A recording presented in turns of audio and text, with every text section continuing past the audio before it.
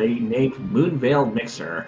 My name is S-Grunt. Joining me in the booth today are Hush Pyramid on the restream, pushing the tracking buttons, the Soapbox Gamer, and joining me in the comms booth today is Alisol. How are you doing tonight, Allie? I am doing fantastic. How are you?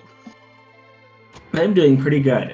So this flag set is one of two flag sets for the upcoming tournament, Moonveil Mixer. It is a bit of a mashup of many of our past tournament flag sets, featuring such popular things as the Football Confident Golbez from the Adamant.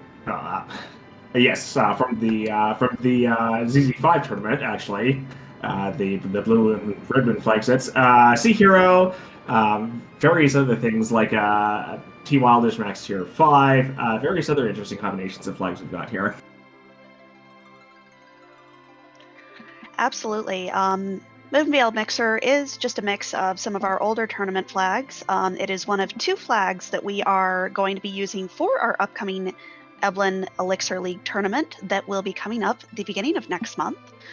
And this one is more of a completion percent. Does feature Sea Hero. We do have Sid as our hero tonight with the best Sid sprite based on Eric the Red, who is canonically shirtless.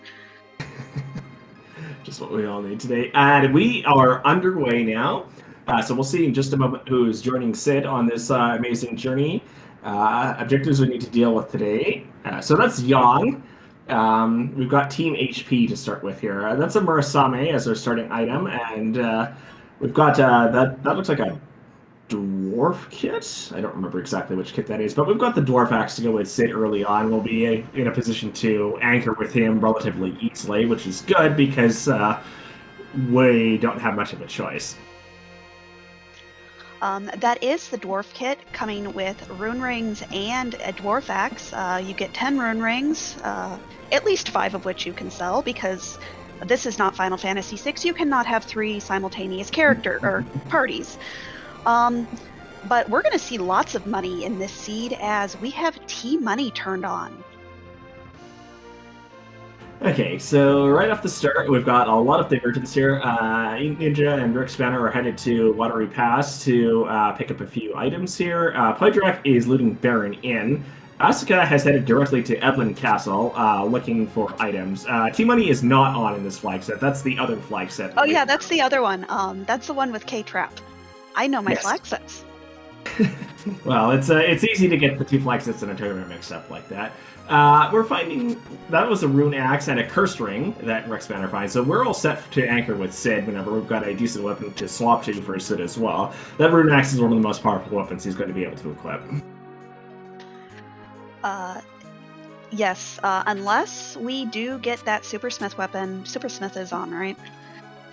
I believe so. Well, it's inherently on because we have Sea Hero on. Sid would really, really like a Thor's Hammer or Fiery Hammer, but a Rune Axe will do its job, especially if he is in the center slot. That Cursed Ring makes sure that agility is going to be situated. Sid does not naturally gain a lot of agility anyway. And even in the Z fight, Sid gets lots of HP and is very slow and can throw chemist things, so Sid do Sid things. I love a Sid. Yeah, having that base of HP is very handy for late game things. Even if Sid isn't contributing much else to the fight, like if we're going to give him the Dwarf Axe and the Curse Ring for anchoring purposes for the Zeromus fight, he can still at least throw potions at people.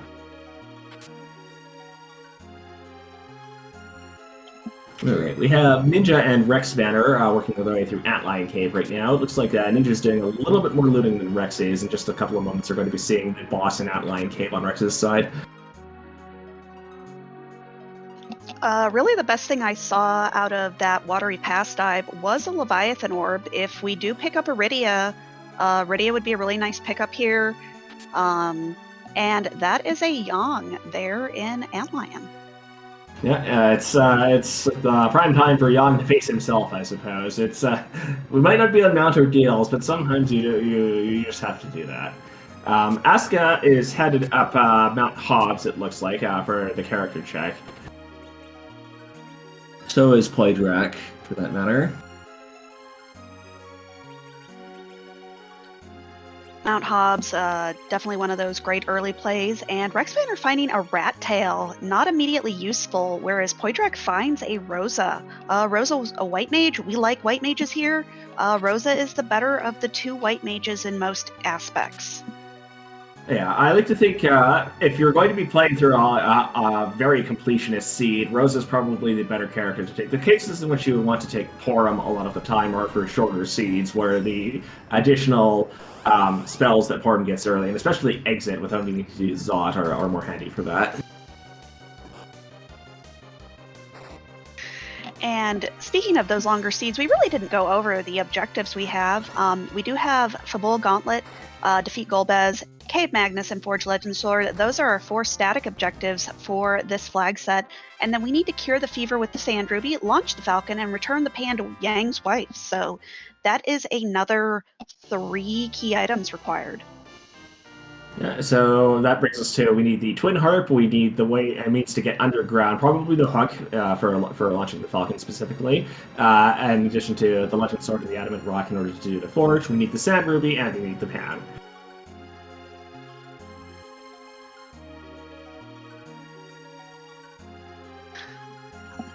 But we see Asuka has picked up that Rosa. Not going to do a full dive of the Mount Hobbs. Totally makes sense. You typically only do that when you have access to the exit spell, although the front of Hobbs has always been good to me, so I like to do it when I can. Yeah, absolutely. There have been some very game-changing things that I find in the front of Hobbs whenever I have the opportunity to go there. We do see Rex picking up a Stardust from the one chest that's there, but I think that's all we're going to see from the runners in this position right now, seeing as they are now all heading up Hobbs or have finished up Hobbs already.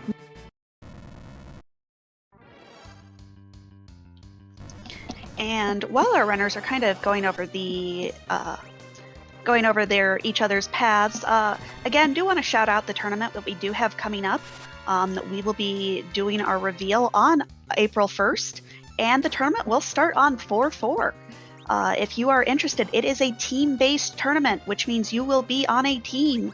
You, of course, will still be doing 1v1 matches, but you will be with a group of people.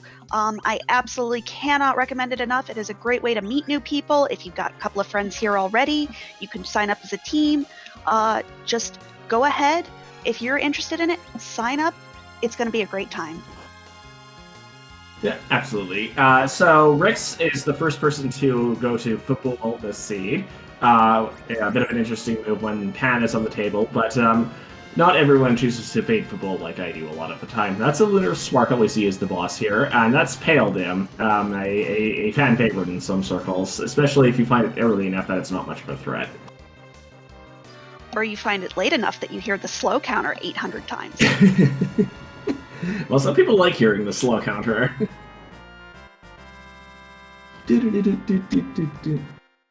So many dudes. So fun.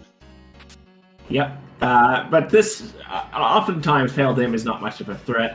The cases where you want to worry about Pale Dim specifically are if you find it in a late game spot with a lot of physical attack power, since basically all it will do is hit you and cast slow at you unless you use certain spells on it, in which case you get some very nasty spell counters, but most people don't do that.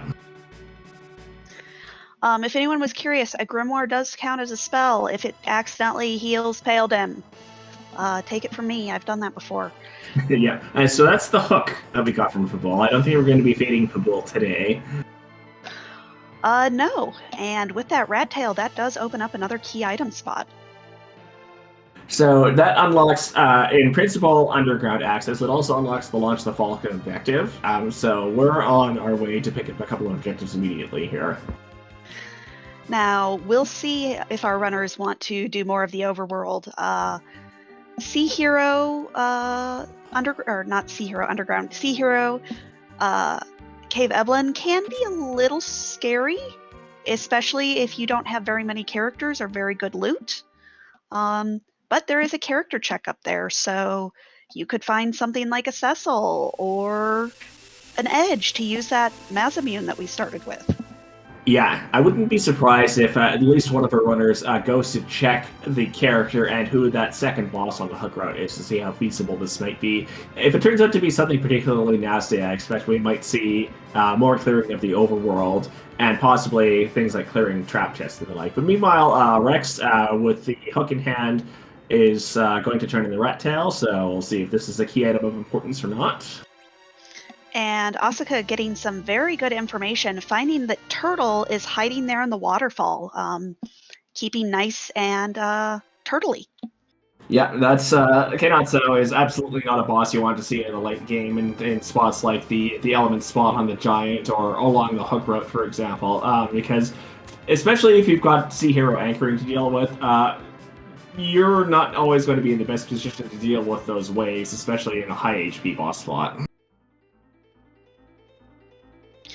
Now, if you were going to have a party that had to deal with waves in a high HP boss spot, this is the party you would want. Get a few levels on that Sid, on that Yang, you have more HP than you know what to do with. But thankfully, you don't have to worry about it. Yeah, well, we're hoping we don't need to worry about needing to have those high HP totals going down the hook right here. This we can't see things like, say, Wyvern along the hook route, because that's if the hook is our intended logical underground access, there are a few bosses that can't show up along the hook road. Wyvern is one of them, Golbez is another, Valvalis is a third. There's some circumstances in which Dark Knight Cecil is added to that pool, but those aren't applicable to this particular flag set. And it's always interesting if you are going down the hook route and you do see one of those three bosses maybe guarding your character, you know that your magma key is somewhere up on the overworld, and that pushes you to go find it. Yep. So in a sense, you might actually be hoping that you see one of those bosses. It's still possible that you need to do a very large amount of the overworld in order to get a hold of that magma key. But seeing one of those bosses along the hook route does mean that the magma key is your intended way underground.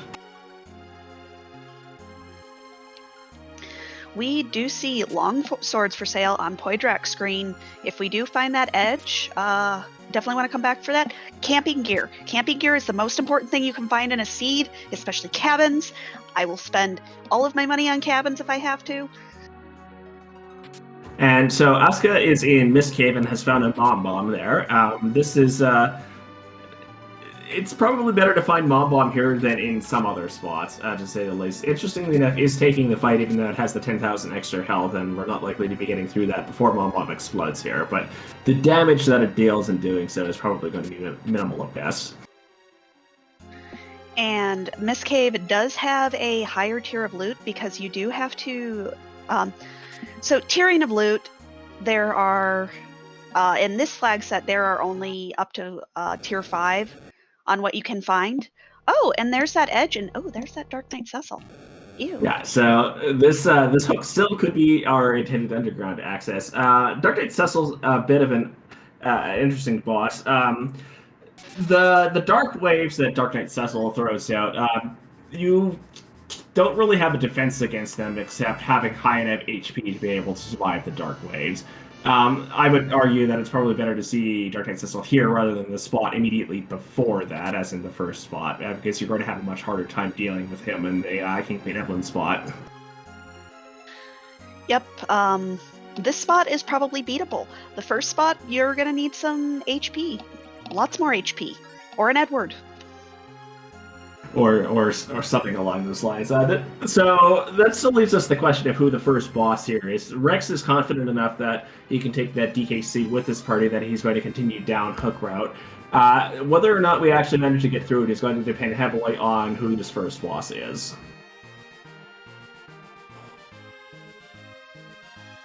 That ninja definitely kind of helping your DPS situation for that first boss. It does hit very, very hard, but only has about 6,000-ish HP. So if you can get through it quickly and get to that Dark Knight Cecil, and as long as you've got the cure items and the HP to get through it, you've got objective number 4 done, or well, 6. Objective number 6, you've got one of the objectives done. Yeah, okay.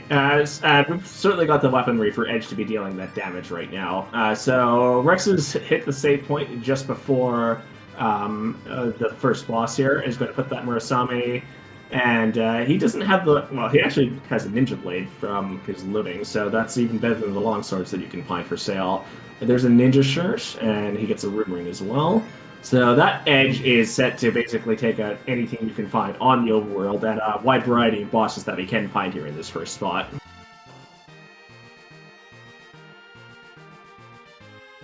Okay, who's it going to be today? Sparkle. That's not a good sign. It's just the D-loners. Okay, this is relatively doable right now. A little miserable, but doable. Yeah. We have Sid, he can throw the fireball. We've got Edge, he can throw the fire ninjutsu, flame ninjutsu rather. We're going to be able to deal damage to these relatively quickly. Stratus comes out. Flame will come out at the next turn. This might be sufficient to end the fight with the actions we've got queued up here, because each of these will have about 3,000 health.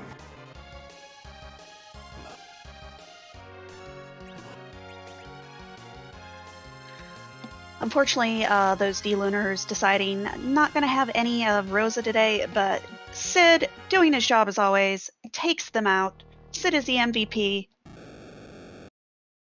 Yeah, Sid is the hero, as it were.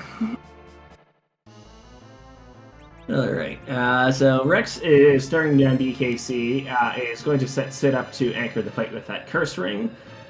So that's probably to set up, especially Rosa, to be able to throw healing spells and cures as necessary. So this does about that much damage. Rosa's not going to have the chance to do anything.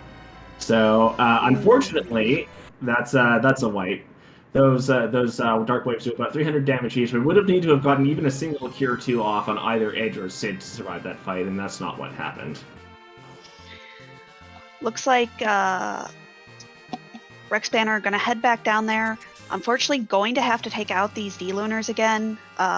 Did not save in between, but knows that should be fairly easy, and with most of the party in the back row now, a little less scary with taking out these D-Lunars as they don't hit as bad. Yeah, so the flame will still do its percentage damage, of course, but it's really the physical hits you need to worry about from the D-Lunars in this spot. Now, Poydrak, having a completely other idea of how to get through this boss, knew that there was an Edward here in the inn, says, I want this Edward, that makes this free, although I do have to fight an Ogopogo for it. Well, better Ogo showing up here than elsewhere. This second Baron Inn boss spot is one of the slowest boss spots in the game, so we're going to have plenty of time here to be able to deal with the actions that Ogo is taking. Like, even with Sid being as slow as he normally is, you're going to see that we're going to get multiple actions to Ogo's one. Yep, this boss spot is definitely one that you do not want to be on battle speed 6 for, because you could go get a drink and make a sandwich here at the bar while you wait for your turns to go through. Yep. This boss spot has around 4,000 health, if I remember correctly, maybe slightly more than that. So it goes by fairly quickly. Okay, Rex is now in his second attempt on DKC.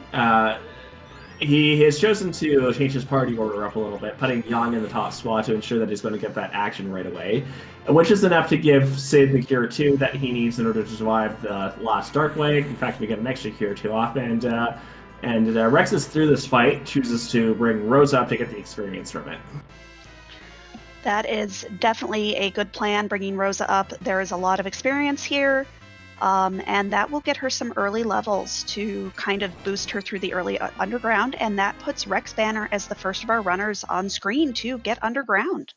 Yes, I want to note that being underground under 20 minutes with what seems to be an intended hook route is a very good time.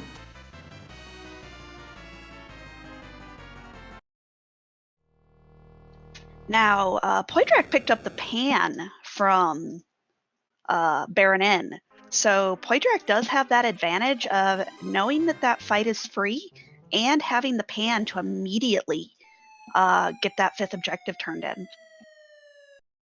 Yep, so once Poydrak actually gets his way through the hook road, which will be fairly soon as well, then he's most likely just going to head directly to do that pan turn in, because that's the one and only time you'll need to head into Stealth Cave this seed if you've got the pan in advance.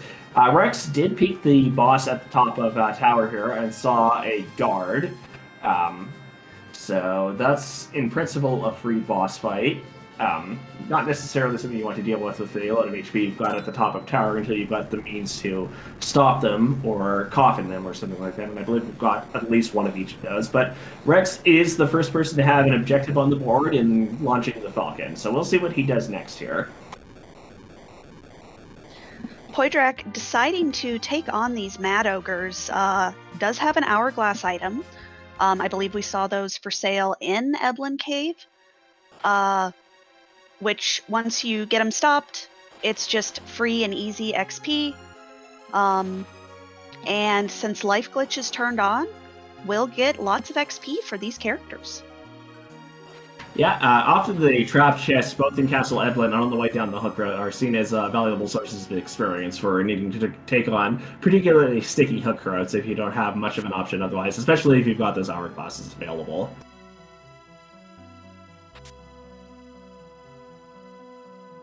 We do see Rex Banner in Feymarch picking up what I believe is the 3rd curse ring we have seen this seed. So we have absolutely nothing to worry about on the anchoring front at this point in time, so we need to worry about it.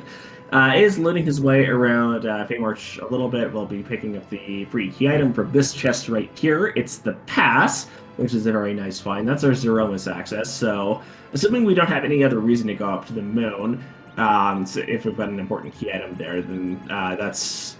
once we've got the rest of our objectives done, going to be all we need. And those were coffins we find for sale in the Feymarch shop. Now, meanwhile, E-Ninja taking a completely different route than the rest of our runners and has decided to go up Mount Ordeals. This is a key item check. This is 3 bosses. We could find our Golbez and a Magma Key up here, at which point Ninja completely bypasses this route underground and just throws a key down a well. Yeah, which would be, assuming that the Golbez fight, the hypothetical Golbez fight is significantly faster, then that would certainly be better than taking the hook route. I will point out that the presence of Golbez here would imply that the Magma Key is still not our intended underground access route, but that's beside the point, I think. Okay, Poydrak is through the Ogre's chest. Let's see if the reward here, other than the experience, is anything useful, because that was 16 levels on Edward. That's just an elixir, which might ultimately end up being handy, but it's probably not the type of value we're looking for. No, with a trap chest like this, especially with the time spent, you're looking for something like an adamant armor or an adamant armor, because nobody in this party can use a crystal sword. Well, Cecil might still turn up eventually. It would be nice to have that for when we do find him, if should we happen to find him. Rex is now checking the Feymarch bosses. That's Bahamut in the Leviathan spot and Baigan in the Ashura spot. One of those is free, the other is not. But no, Baigan, no. That's no. Yeah, Baigan is not one of the bosses you want to see down there. Both of those boss slots have a lot of health, hit fairly hard physically. So you don't want 3 things hitting you instead of just 1. Now, Ninja finding a free fight here in the back attack spot on Ordeals, finding King Queen Eblin. This is not a fight you want to see in an easy spot like this.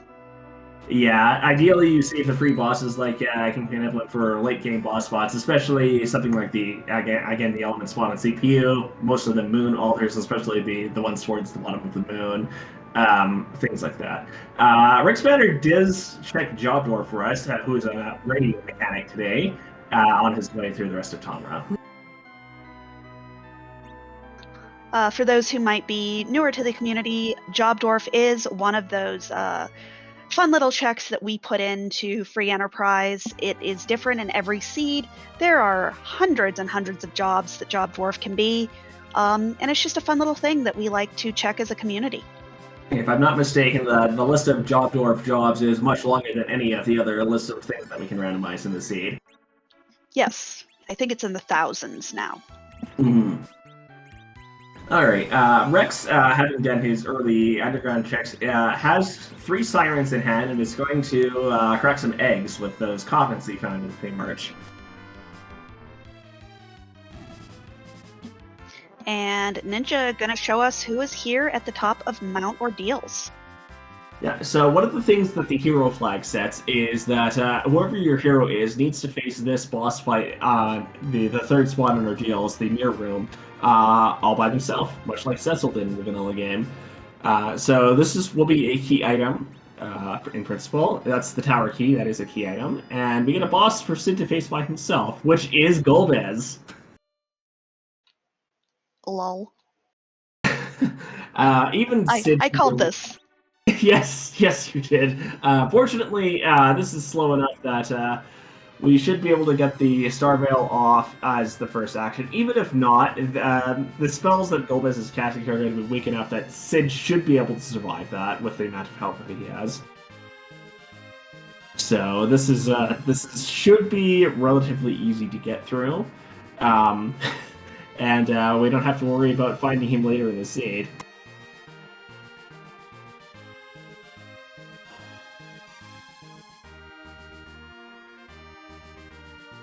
Meanwhile, Poitrak gets to hear his own speech about justice and will be the second of our runners to arrive underground as Asuka picks up the pan for herself.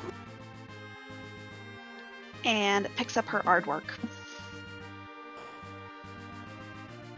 Asuka, of course, being our leader of the Pink Puffs, she loves Edward and is probably very happy that this Edward is going to get to do work. Yeah, and non-hero circumstances, many runners would be inclined to keep Edward napping throughout the sea to serve as an anchor, but since we don't have that choice this time around, he's in a very good position to actually be able to do things this seed. Edward is one of those characters that is definitely considered a glass cannon. You find him a spoon and he is going to do terrible things. He just doesn't get a lot of HP unless you get him to level 70, and this is speedrun, nobody has time for that. Yeah, it's also well known that if you take Edward to the Zeromus fight, he will take the first counter nuke, almost guaranteed, and he's not going to survive that unless you've been spending time doing other things.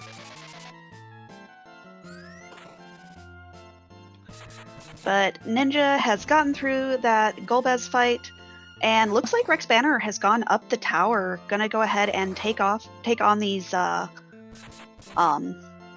guards here.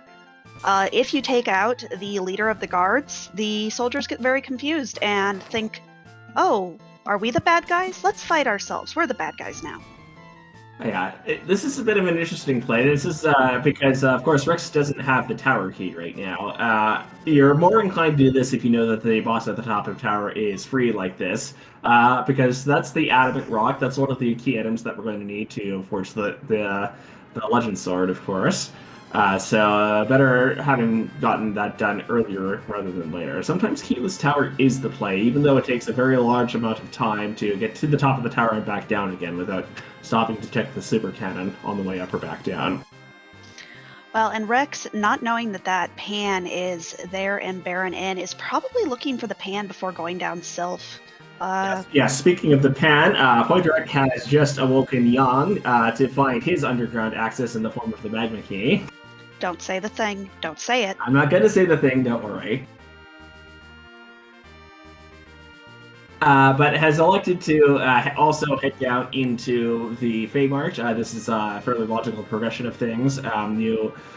While you could do the pan block and immediately head back up above ground to check the 2 key items in Fabul that you get from the entire pan block chain of events, it generally makes more sense to stay underground until you've done at least a couple of other things. Definitely. The old saying, check your freebies, check your objectives.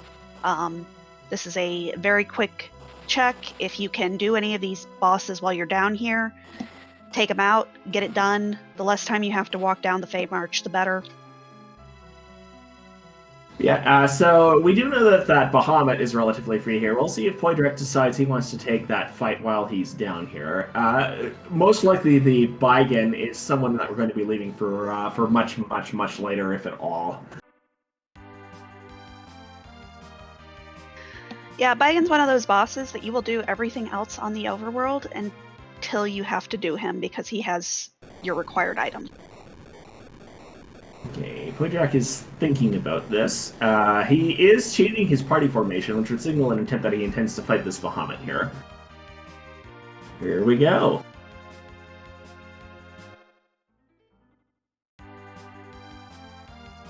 Alright, Bahamut likes to teach us how to count. Once that count hits 0, Bahamut will let loose with a Mega Nuke. So the usual strategy for this, of course, is just to put up a couple of Star Veils and let Bahamut Mega Nuke himself to death. Bahamut here has, I believe, 34,000 HP, which will take 4 cycles if we hit the maximum damage output for each of these, which we are here.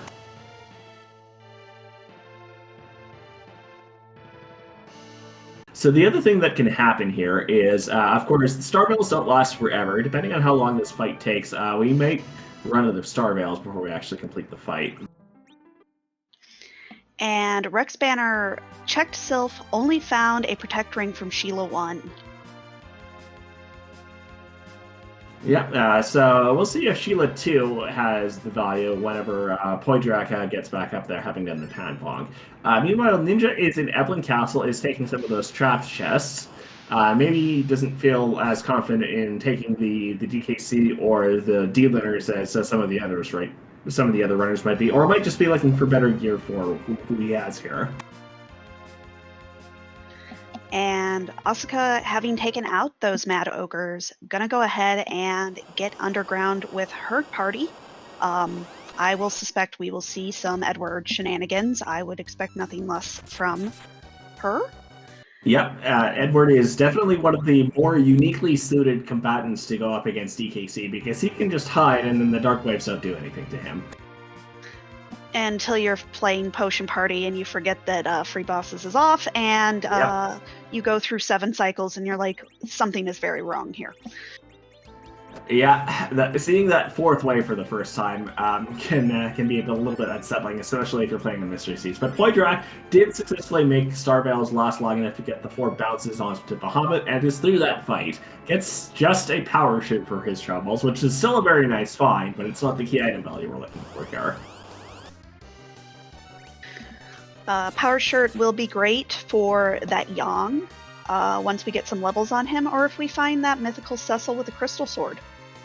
It's also especially good for that edge that we've already got fairly well equipped here. Now, I believe they found a ninja shirt, and of course I don't know any of the numbers. Is ninja better than power, or are they equal? It's a situational thing in my view.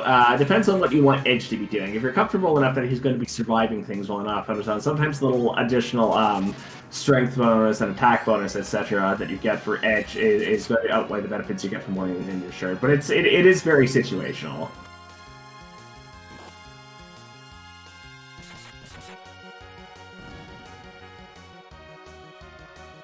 And Rex Banner is through that Ogopogo, gonna get that Edward, gonna get that Pan, and Poydrak getting a drink out of the back of Dwarf Castle. I'm curious to see if we'll see a Dwarf Castle check.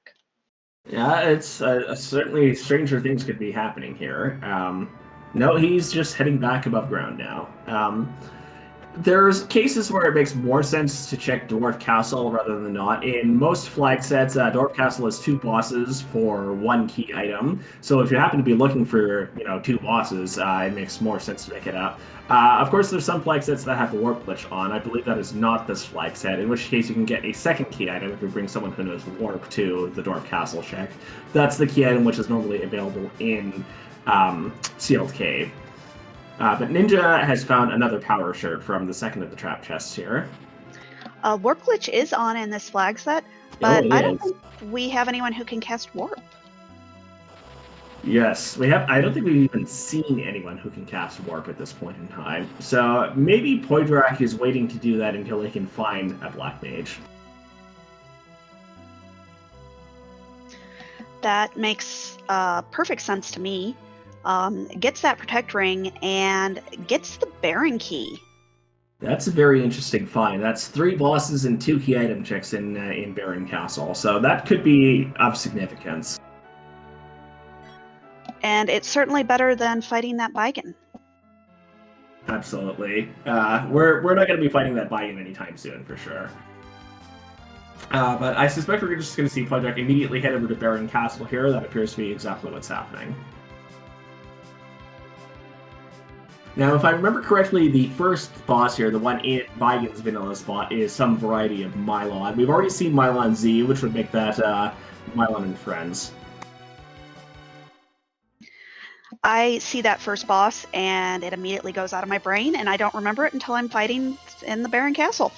Yeah, I mean, usually if I'm racing myself, I will mark the boss immediately, unless it is exactly a Lunar Sparkle or one of the ambiguous bosses, like that Mylon Rube, or the Rubicante sprite, which could be Ruby or Elements or something like that.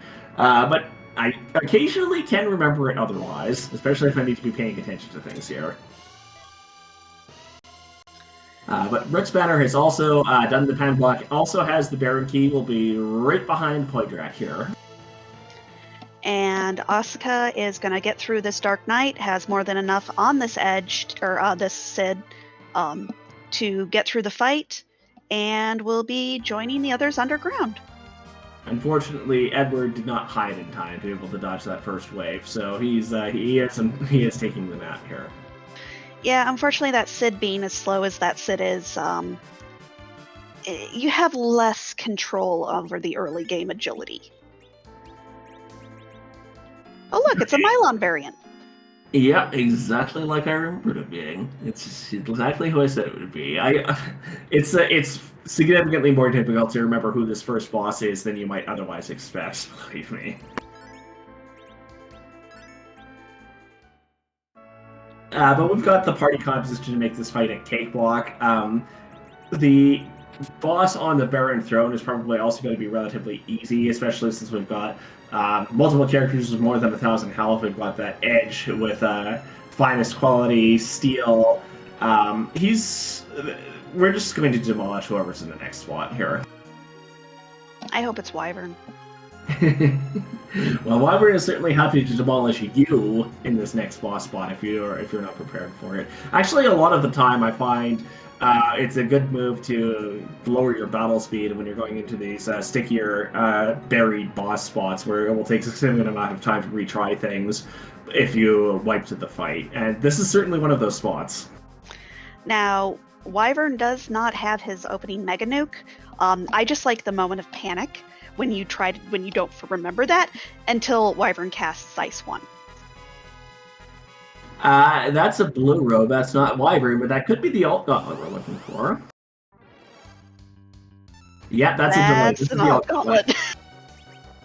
We have the not just Senator Crocodile in one of the later fights, but the entire Crocodile Senate. It's 17 monsters in a trench coat. Exactly. But this is very good. This is, of course, the other boss objective that we're looking for.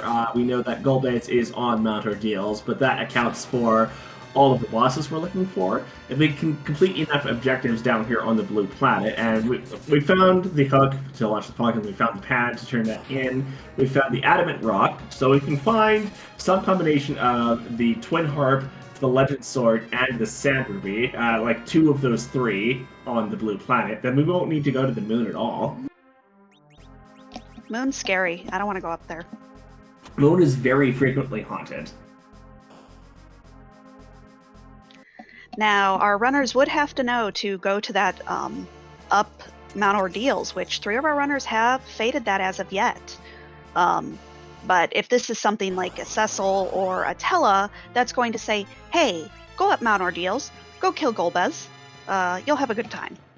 Yeah, so I think whether or not the rest of our runners decide to go up Ordeals is going to be dependent on, firstly, who this character is, secondly, if we can find the rest of the key items that we're looking for, such that the only remaining objectives that we have involve either finding another key item or finding the other boss that we're looking for, because it's going to be fairly trivial for everyone so far to find that Baron key, by means of the Pan, which is in Baron Inn, since everyone has the Pan so far. And of course, two of our races are currently fighting the Gauntlet here in Baron. So if we can find that Twin Harp, if we can find that Legend Sword, if we can find that Sander, even if we find 2 of the 3 of those, that makes it much more likely that we're going to see an Ordeals check.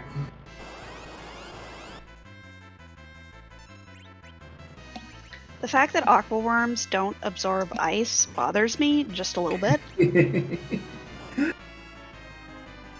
That's understandable. Okay, so that's Rydia as our character in Baron Castle. So I don't remember if Poydrak has that Leviathan orb or not, but he's choosing to get rid of Edward here, perhaps with the intent of making use of Rydia's black magic, especially if we've got the Warp Glitch in mind. Having that black mage in hand is going to be significant. And Rydia has the decency to learn Warp at like level 8 instead of level 28. Yeah. So if you're specifically taking the Black Mage for Warp Glitch purposes, and it's not someone like Tella, who has it as soon as you complete Ordeal, or Fu, who will learn it randomly after a certain number of boss fights under the normal settings, you probably want to take Rydia over Palom for that purpose. Oh! And that's the Darkness Crystal. Speaking of the moon, that opens up a lot of possible things for Poydrak here. Again, we are in a scenario where we might not need to go to the moon at all here. So Poydrak is going to take the opportunity to go down to the Baron basement and check the remaining boss spot here. This is a summon boss spot, normally populated by Odin in the vanilla game. So of roughly equal difficulty to the 2 boss spots in the Fey Marsh. So it's potentially going to be quite difficult. It has the potential to be quite easy. It depends on who we're going to see here. And Poydrak might just be looking for that Golbez. It's not hard, it's just not fast. The only threat here is to your time. CPU is quite annoying in many boss spots. It deals percent-based damage by the attacker orb here, where each use of Mazer deals 10% of your health, so it can never actually kill you. Well, unless you are lax on your healing, of course. Like, it's not going to one-shot your party, is what I'm getting across here. It's just, the big orb here is in the back row. You're going to have trouble dealing enough damage to it in a timely fashion. It's just going to take a while to shoot through the pile of HP if you get into a later boss spot like this. And based on that remedy cast by the Defender Orb, this CPU is going to have about 17,800 health. Yeah, so the remedy always heals 10% of its target's health. So much as the attack does 10% of your health, the healing does 10% of its health. So we can get through this. It's just going to take a few hits. And Asuka finding a full moon for that edge, managed to back row glitch that edge. That is going to actually be huge, especially if this orb has something of value. So, worth noting, since I think it wasn't mentioned earlier, Rex, having looked in the Eblin shops, probably on his way to do a little bit of trop chest hunting, has also shown us that there are sirens available in the Castle Eblin, the Cave Eblin shop, which explains where the stack of sirens that we saw earlier came from. And looks like he has bought even more and has decided gonna be happy with at least part of this party. Let's do our grind. Yep, sometimes you just want that extra bit of power to be able to get through things. Rex does have the Darkness Crystal as well here. This might signal an intent to take his party up to the moon sooner rather than later. Or at least get Warp on Rydia and... That too. Because there's nothing worse than expecting to get it when you're going to go through the fights in Dwarf Castle and then she dies. And then you have regret. I learned that there's a way around that later. I learned that, but I didn't know that the last time I did that. It is extremely niche, but it is useful if you find yourself in that exact situation. But that was Rex using a single siren, so that's a very good sign that he's just going to head directly to Dwarf here. And we'll get our first look at the bosses here.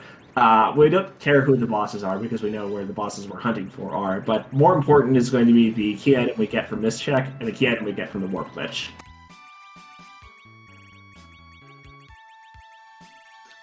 Now, if for whatever reason our runners were not able to do the warp glitch, it is not logical to do the warp glitch to beat the game. So they would find that Luca key somewhere. Well, for all we know, the Lucky key is in its vanilla spot, and it turns out to be more or less logical due to this progression anyway. But that's pure speculation at this point. Why would Luca wear an actual thing that can be worn around your neck? What's the fun of that? Yeah. So, okay, that's a red robe that we see in the first spot of Rex, of Dwarf Castle on Rex's screen. This could be one of two bosses. Normally, the red robe indicates that it's dark imps. However, equipped with this exact spot also means that this could be elements, because we can't show the purple robe that might only be in that spot. And in this specific case, it is elements. So, here we go. And Poydrak only finding an Avenger from that orb. Which still could be useful if we find someone who can wield it, but we haven't seen any of such characters so far. Maybe we'll see one on Rex's stream in a few moments, but I think Poydrak, having gotten the levels on Bridia, is also going to head to Dwarf Castle from here. Yep, and Ninja doing some trap chests here on the way up the tower. Finds a glass hat. Glass hat is okay. It doesn't have any magic defense, but it keeps you from getting hit like a truck by physical bosses. Yeah, it's one of the better pieces of headgear in the game for sure.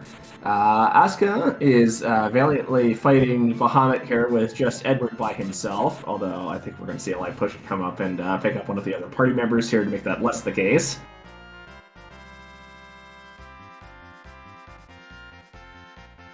Okay, Rex is through the elements fight with relative ease. So we'll see, firstly, who the second boss here is. And that is Valvalis. So in just a moment, we'll see a character show up here as well. And that character is Kane, who would go very nicely with the Avenger that we found in the Baron basement. Of course, Rex doesn't know about that Avenger yet, so Kane gets the boot for at least the moment.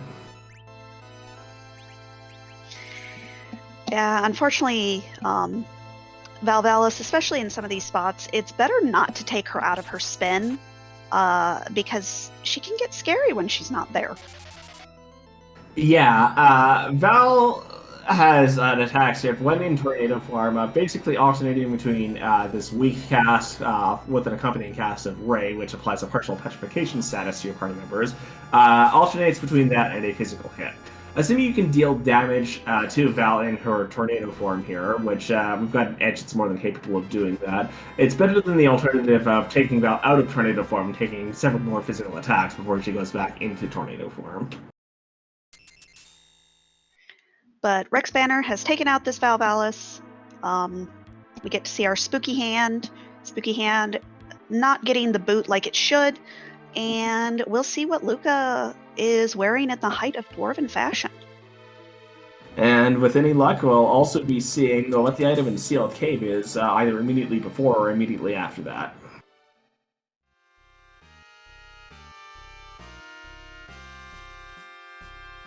Okay, Rex makes the Luca check first. Gets an Earth Crystal for his troubles. That's 2 characters, 2 bosses, 1 key item. So a very nice check. We like to call it the Party Rock for that reason, not to mention the Treasury Access. So Rex performs the Warp Glitch, just finds an Ice Brand as the item in Sealed Cave. That is a Luca Cave of disappointment. Yes. I mean, it's the only other reason you'd want to bother with Luca Cave right now, with Sealed Cave right now, is if we were looking for exactly a boss. We know that the boss in Sealed Cave is not one of the ones we're looking for, though. So, after Rex does a little bit of shopping here in Dwarf Castle, I suspect we'll immediately chase that Earth Crystal.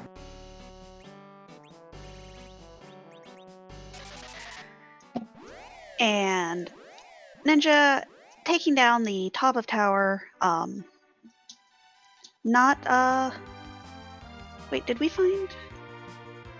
And Ninja does have the tower key, so I think this is the first look we've gotten at the Super Cannon. That's Dr. Luge, in this room. This is not a boss you want to see here because it's 2 phases. While the bosses here tend to die in 1-ish hits per phase because of their very low health, we need to sit through some of the dialogue, and we need to sit through 2 phases. Usually you want this boss fight to be over in 1 hit and just be done with it. This is not one of those bosses. And I believe this tower key did come from the top of Ordeals. Yeah, I think that's the case. So Ninja would be the only person that has that right now. Okay, so that's Ninja through the fight. We don't get to see what the item we get from this check is until Ninja exits the tower and triggers the cutscene for doing so. But it is a key item check. It could turn out to be significant. Something like the Legend Sword would be very big for Ninja, and would also mean that that Ordeals is hard required. Yeah, so the things that we want to see from this check, the Legend Sword, of course, is mentioned, the Twin Harp, which would be an objective that could gate either the Sand Ruby or the Legend Sword, and of course the Sand Ruby itself. So, meanwhile, Rex is now on the moon. So it looks like Poydrak is also setting up to go to the moon here. So the Darkness Crystal gates a total of 8 boss checks, 5 in the lunar subterrane, 1 in Cave Bahamut, aka Cave Value, and 2 on the Giant. So chances are fairly high that if you're doing a boss hunt that you're going to find the bosses you're looking for here. In addition, this also has a number of key item checks. I believe the total is 6 entirely on the moon.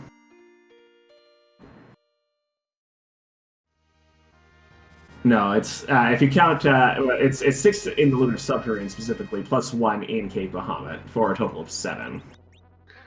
I only know how to count backwards from 5, so that's too high of a number for me. It's, I mean, if you're around this long enough, you can at least count backwards from 10, right?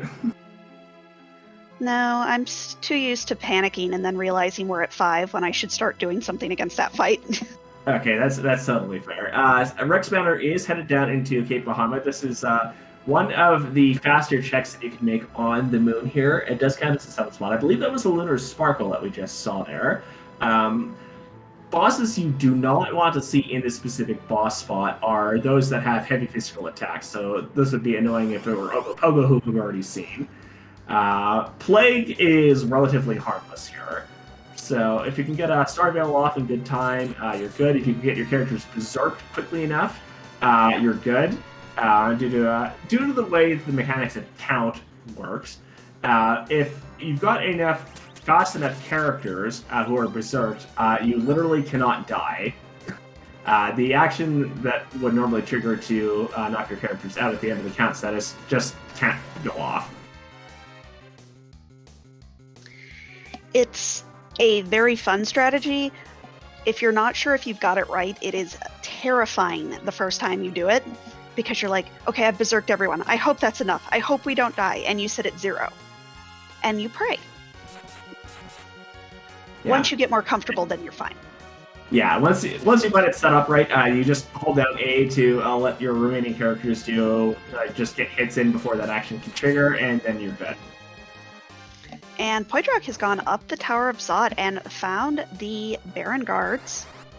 And I'm going to take them out very quickly and see who is hiding up here. There's some characters that we haven't seen yet that we sure would like to find. Yeah, and if we'd love to see a Cecil, we'd love to see Fasoya, possibly.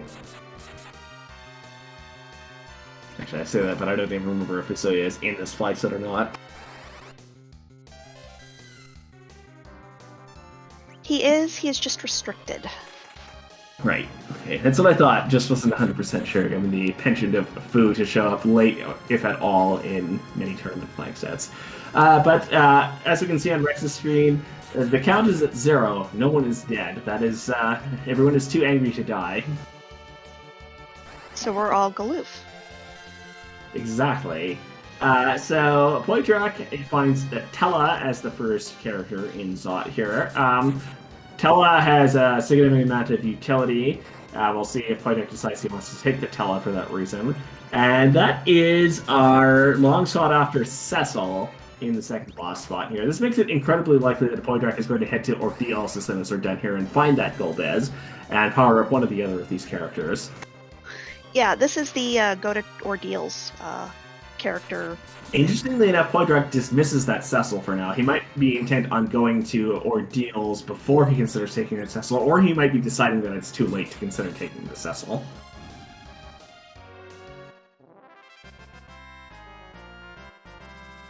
And that's Dark Elf as the second boss here. Meanwhile, Rex Banner has taken out that plague and is rewarded with a Luca key. The value. The value. You're welcome. That does put that Ice Brand in logic, but right now we don't care about that. I'm sure we found like 7 others that were already in logic. Well, we found at least one, so anyway, so that's Rex through that check. Most likely is going to head over to the main lunar subterrane at this point and start winding his way through the rest of the checks there.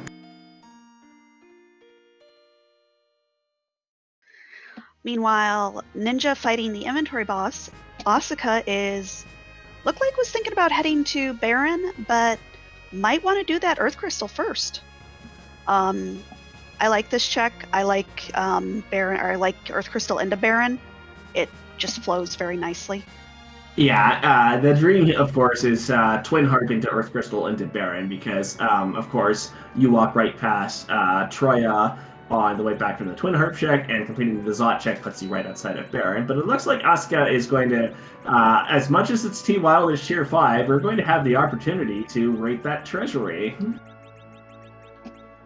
I'm here for T5 out of 0.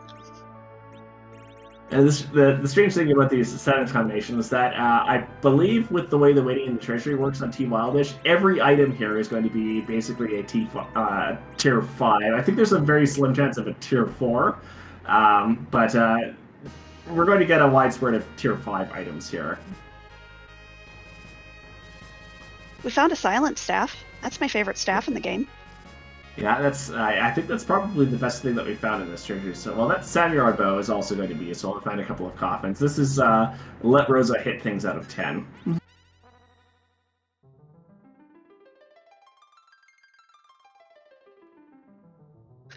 I have a silly niche strategy with the silent staff that if you hit a mage type enemy, especially those Baron guards, you can silence them, Yep. and then they can't cast Piggy on you. Yes, but more importantly than that, Poindrak pulled the Twin Harp from Zot, and so is now on his way to Cave Magnes to complete this objective. And we get one of our other favorite things to do on these restreams, the music check.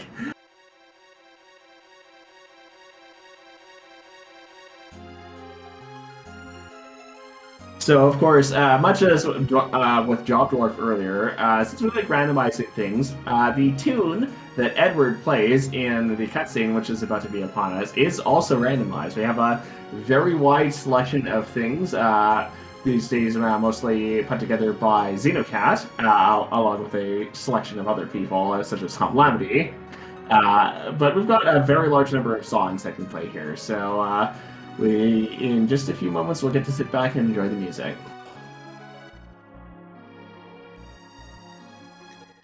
And Asuka will also be soon getting that harp check, but we've got to take out these 2 characters, and we'll let y'all listen to some music for a minute. Yeah, while we finish getting set up for that, Asuka is checking the Flame Dog chest on the way up Zot, and Rex Banner is checking the Murasame altar, which is the wyvern that we've been looking for. So we'll get to see what the opening attack here is, just in time for music.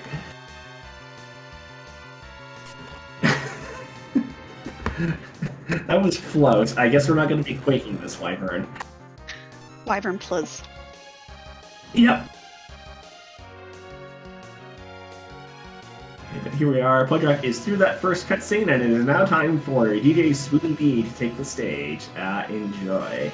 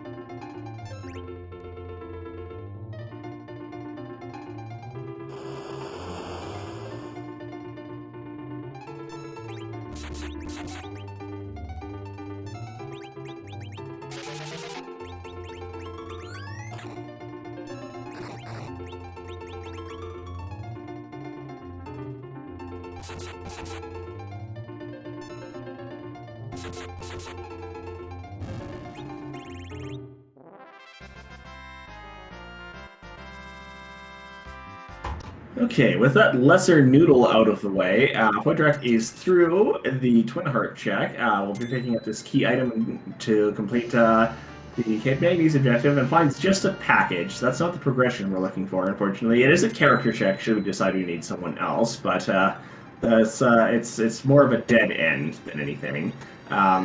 If you're really desperate, you can check the boss there, but again, we know that that's not who we're looking for. Now, that does bring Poitrak up to 9 key items. Poitrak, having not done any sort of grind yet, might be interested in seeing if he can't spike a 10th key item before trying to do a grind. Yeah, of course. So,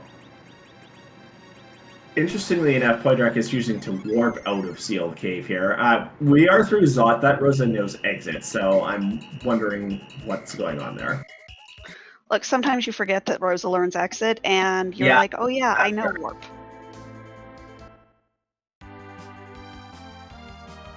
Well, Poitrak did do Zod because that's where the Twin Heart came from.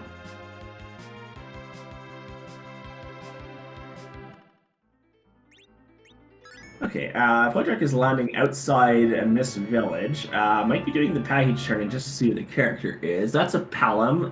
Resets immediately out because we've already got all of the black mages we need for this seed.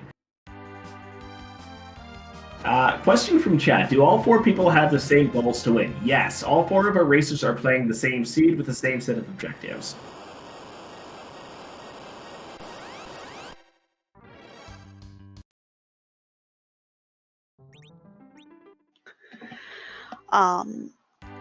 But wait, Poitrak.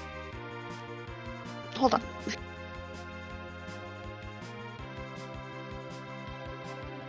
Okay, Rex is at the bottom of the moon now. Is heading to the White Sphere altar to see who this boss is.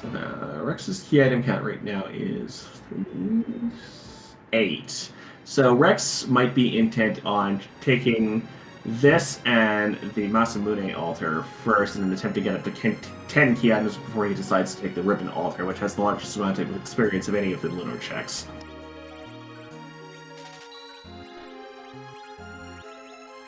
And that's just Octomammoth. Has only physical attacks to deal with here. This is a party which is relatively well equipped to be able to take that fight right now. Octomam hurts here. Octomam is going to hit like a truck, so you want your blinks to come out quickly. Yeah. And ideally you deal enough damage quickly enough that Octomam just slows down enough that it stops dealing hits. Really, you want to see a magic boss in this spot because it has fairly low magical attack power. Especially if it's someone like Golbez, in which case Golbez's spells do next to nothing because for whatever reason, Shadow gets all of the magic in this spot.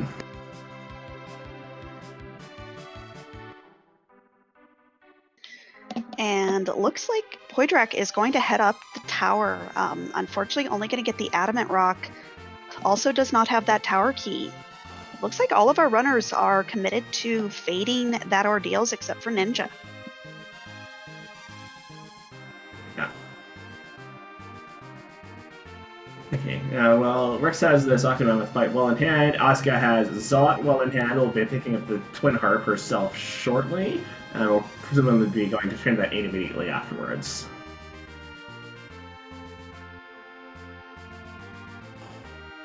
It is interesting here that Poijak is resisting the idea of going up to the moon as long as possible. Again, I did float the idea here that you might be able to find all of the key items that you need right here on the blue planet, especially if you're hunting for that 10th key item before you do grinding, which he's going to get right here, in fact.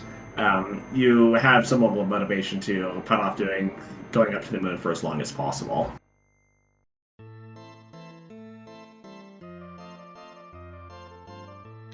And Asuka giving us a Baron weapon and armor shop check.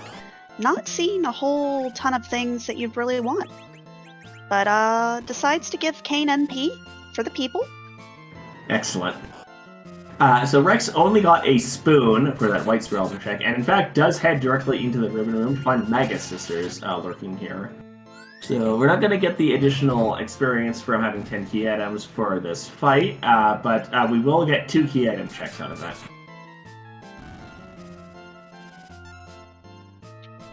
And at this point, we are looking for the Legend Sword or the Sand Ruby.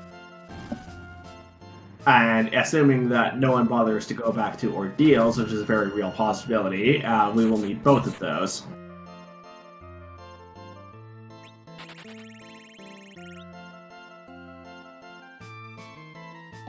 I'm sure our runners would also love to see a pink tail in all of this, because we would all like a free adamant.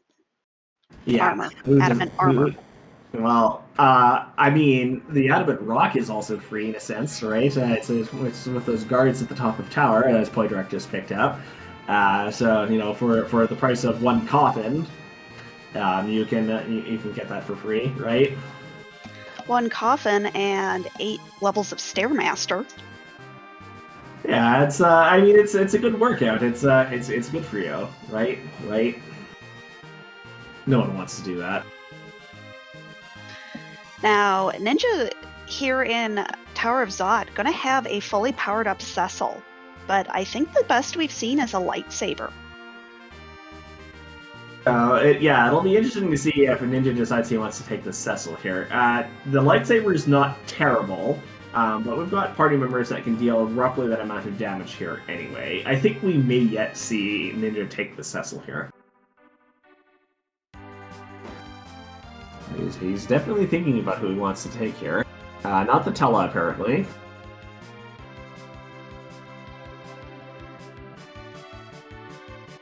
That looks like we're deciding whether or not we want to keep this Kane, and it seems like we might be getting rid of it. Oh no, there goes Edward. Now, you can pick up characters who have been dismissed on this flag set. So if you say Ninja did find an Excalibur. Oh, well, good. That's like a crystal sword, except for not quite. It's the second best sword that you can find. The second best sword for Cecil that you can normally find. Of course, there's the possibility that you'll get something from Sea Hero that's even better than that. In the case of Sid, you can get at least one weapon that Cecil can wield from that, which would be the Gigant Axe. But most likely you're going to end up with something that you want Sid to be wielding anyway. And Rex Banner did find that Legend Sword there in the Ribbon Room, so does have Forge on lock, but still looking for that Sand Ruby. Yeah, and or that Golbez, but of course we already know where Golbez is, but Rex does not. And Rex has also not done Earth Crystal, so does not know that the Twin Harp is there at the Earth Crystal. But it is increasingly looking like we are going to need to be up on the moon in order to get progression through the sea, because it's still quite possible that we're going to find the Sand Ruby up here somewhere, and that would make the moon hard required because we've got 2 key items up here that we need to get through it. I think other than that Baigan, we have actually seen every Earth spot, so... Oh, there's Demist. Fantastic. Oh yeah. So I mean, could well be the case that we end up with Demas giving us one of the items we're looking for. So it would be good that we came up here to find Demas.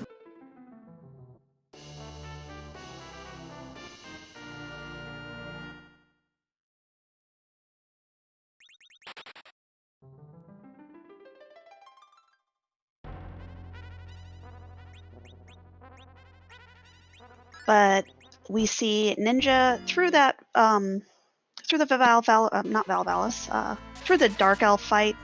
Asuka almost done with this grind of 17 monsters in a trench coat. And yeah, our runners keep pushing through. Okay, Poydrak is up on the moon finally. I suspect we're going to see a fairly similar path of progression here to what we saw Rex Banner do earlier.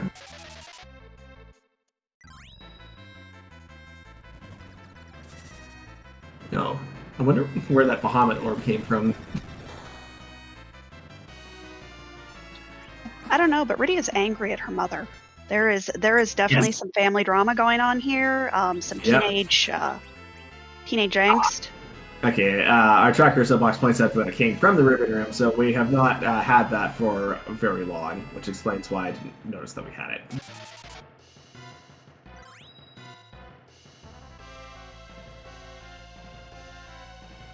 It does look like Ninja has the Twin Harp in hand, and will very shortly be getting us our next dose of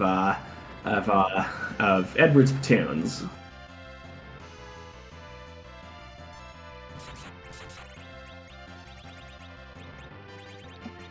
And I would suspect that Asuka probably will not be far behind after taking on the Barren Basement spot.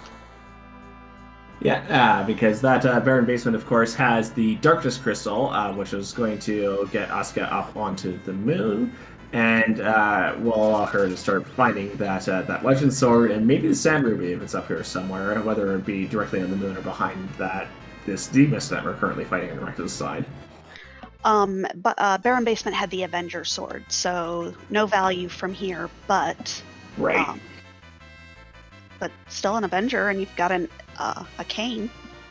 Yeah, no, I had the two items mixed up in my mind. Asuka already has the Darkness Crystal, of course. We'll probably keep the Avenger, especially with that cane in hand, and yeah.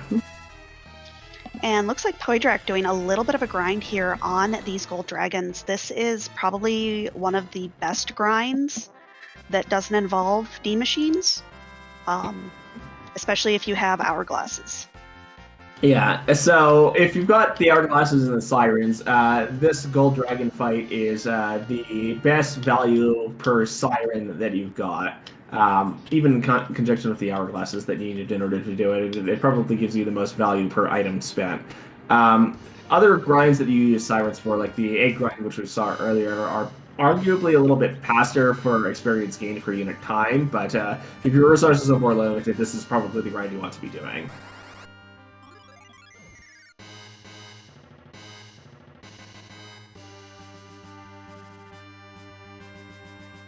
It looks like we're having a little bit of tech issues on Ninja's side right now, so we may not be getting that second dose of Edward quite yet, but stay tuned for that. As that's happening, Rick Spanner is on his way up to the Crystal Sword altar, which is the last check that we haven't seen on the moon yet. So we're hoping that this is the Sand Ruby, or at the very least that the Demas check, which we're going to be making once we get back to the Blue Planet, will have that Sand Ruby. I still hope it's that Baigan. It's certainly possible. Because at that point, you go up ordeals before you take on that Baigan. Yeah, like that Baigan, you're going to be doing last, if at all, and so we wanted to be in the position where you actually didn't need to do it, just for the audience, right? Yeah, I just like to see things get hit real hard. I don't care who does the hitting. I mean, to be fair, by the time you're done with the lunar checks, you're going to have more than enough power to be able to deal with that Baigan. It'll still be an ugly fight, but you'll be in a much better position to be able to deal with it. And that Water Hag just had a bad time. Very quickly taken down. Of course, Water Hag only needing 3 hits. And Rex Banner getting the defense sword. It is increasingly looking like we might need to do something with that Baigen. Yep, I think at this point we have that Baigen or Mama Rydia. Yeah, so what we're going to see here, I think, is Rex will head back to the blue planet here, unless he decides he wants to take the giant for some reason, but I can't imagine that you would go out of your way to do that unless it was absolutely necessary.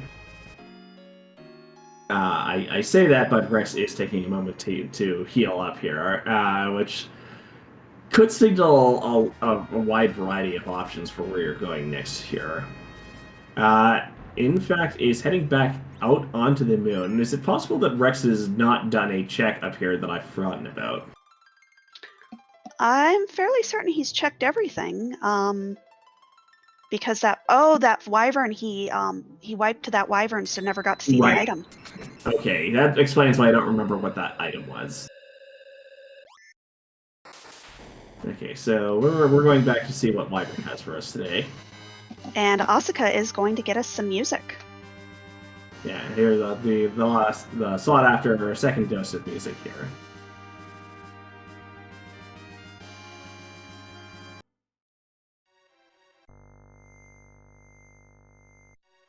Meanwhile, Playdrack, of course, is also working his way down through the lower lunar objectives.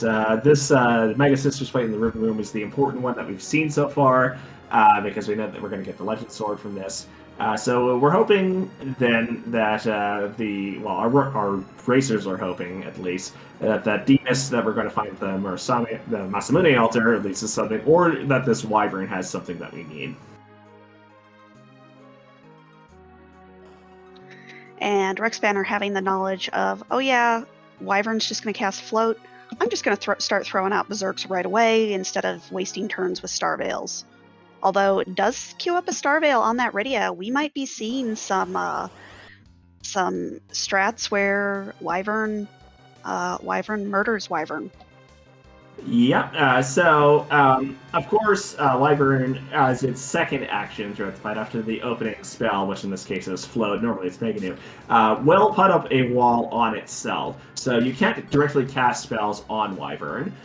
You can reflect spells off of your own party members to damage Wyvern, or if you're particularly ambitious and you have a summoner in tow, Wyvern will actually counter summons with Mega Nuke. Even if the Witchburn flag is on, it will counter summons with Mega Nuke. So if you're brave, one technique to deal a large amount of damage to Wyvern very quickly is to put walls on all of your own party members and just have it Mega Nuke itself to death. But while we see this item, we will give y'all your second dose of music.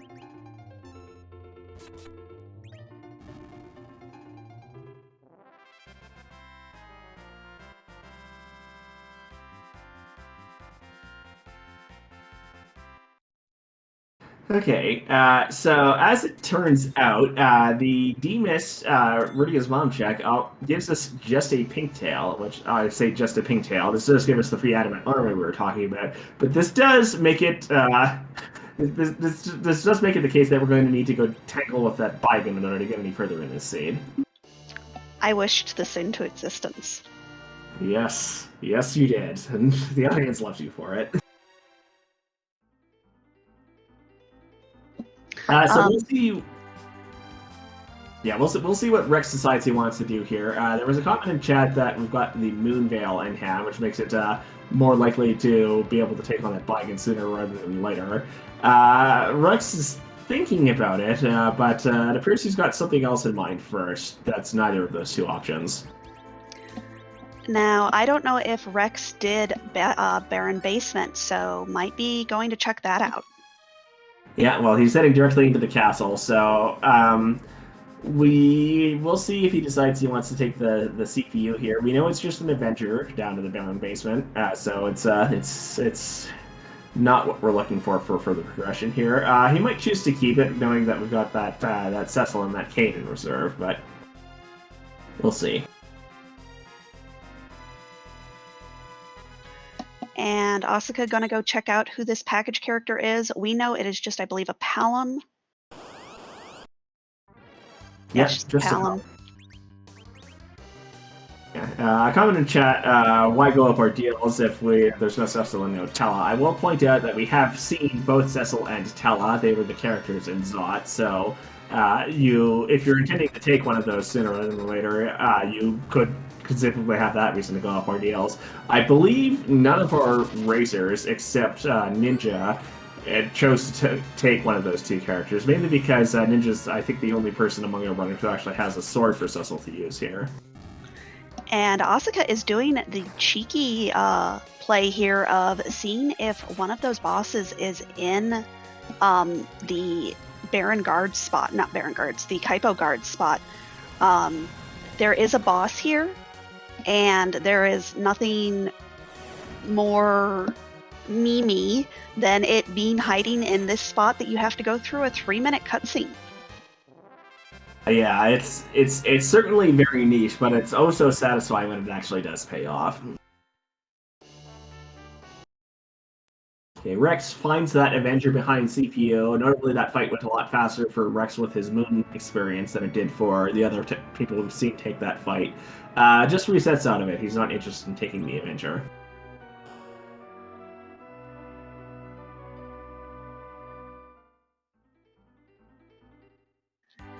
Okay, where does Rex go from here is the question. Okay. We see Rex heading underground. I would suspect... Oh, gonna turn in Forge. Of course. So the question then is Rex going to remain underground after picking up this Forge item, or is he going to head back up to do the ordeals check? I think it's going to be at least a little bit dependent on what item we get here. We know it's going to be a weapon for Sid, but it's how good of an item is it going to be? What's going to be in the Forge shop? Ribbons, life staffs, apples. Interesting enough. And that's a Thor hammer we get for Sid. Eric the Red channeling his inner Viking and becoming Thor, God of Thunder. Indeed. With Sid so equipped, I do think it is likely that we're going to see Rex go to fight that Baigen. Yep, that's a hard left turn. Rex is headed back down into the Fey Marsh, and we're going to see that Baigen fight we've been waiting for the entire seed. Now, Rex did not take out the Bahamut, so we'll likely take out Bahamut and then Baigen. Oh, yes. Because why sit through the Baigen fight when you don't have to? Of course, we know that that Bahamut is not going to give us anything useful for the time spent on it, but it should at least be much faster of a fight for someone who has moon levels to just hit Bahamut until it dies, rather than waiting through 4 cycles of it Mega Nuking itself to death. And chat asking, maybe he uses or checks the Luca key. That is another check where that Golbez could potentially be hiding. We know it's not the case, but a Golbez hiding there in the Luca key when you use the warp glitch is rude. Yeah, it's a bit of a meme unto itself, and I think given the choice between So if we're specifically looking for one boss we haven't found yet, and you've got the option of Ordeals, you have the option of the Giant, you have the option of Luca Cave. You're probably going to take Ordeals first among those three because you've got 3 boss checks there as opposed to the 2 very time-consuming checks on the Giant and the 1 time-consuming check in Luca Cave. But Rex is heading directly for that Baigen.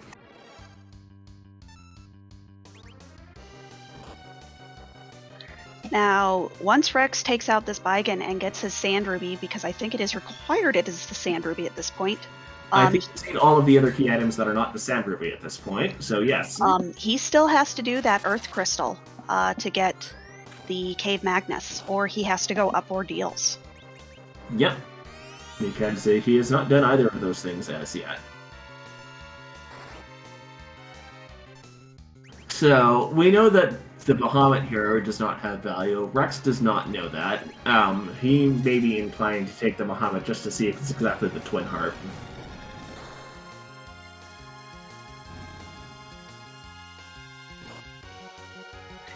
Now, we do have 13 racers currently racing the same seed. Only 4 of them are here on the restream. We do have a first place finisher with NG Dave with a time of 1 hour, 23 minutes, and 44 seconds. GG's to him. GG's to him. Okay, Baigen is down. Much easier after you've been up to the moon to come back and deal with these bosses. And of course, there's the Sand Ruby. So Rex just needs to find the Twin Harp in Zot or to go up Mount Ordeals to be in go mode. But as we suspect, he's going to take the Bahamut fight here first. That makes complete sense. He knows he still has 4 key items outstanding and knows they've got to be somewhere. Why not they be this Bahamut? Yeah, like this is, especially with the power we've got here, this is the least time-consuming of the checks that we could be making right now, especially since you're right here already.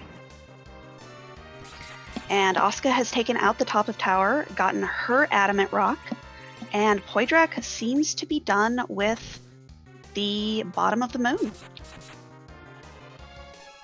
Yeah, Poidrak has that London Star, has gotten through that Demus, will very shortly be finding that Pink Tail, most likely. Actually, Poidrak still has a couple of moon checks to make, of course, but we know that those don't have the value that Poidrak is looking for. Nope, he'll find this Wyvern here and get the Pink Tail, and he'll find the Plague in Bahamut Cave, which had, I don't know, I think it had a defense sword or something. I don't remember what it was, just that it wasn't a key item. But Asuka heading to Mount Ordeals, gonna find this Golbez. And as Asuka is heading up Ordeals, we've just had our second place finisher coming. Rybon has finished it with a final time of 1 hour, 25 minutes, and 57 seconds. GG's to Rybon.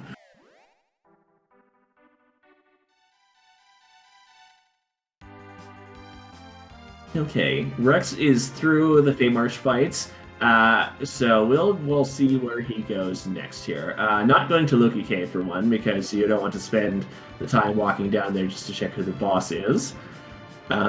Is heading up to Zot, which will get us the Twin Harp, and will get us that objective to put Rex into go mode. Interestingly enough, we were talking a little bit earlier about putting Power Shirt versus Ninja Shirt on Edge, and Rex did take a moment to swap the Power Shirt onto Edge.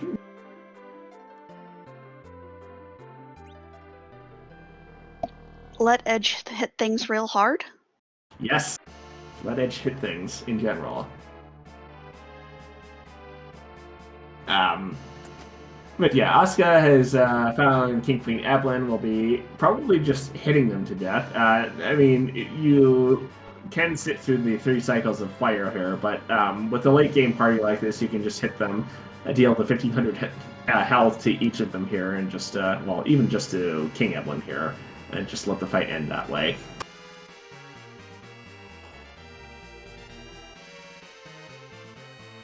Poidrak has defeated Wyvern, chooses not to take the Artemis bow that's there, so I think we'll be heading back to the blue planet, and we'll be picking up that Pink Tail right away.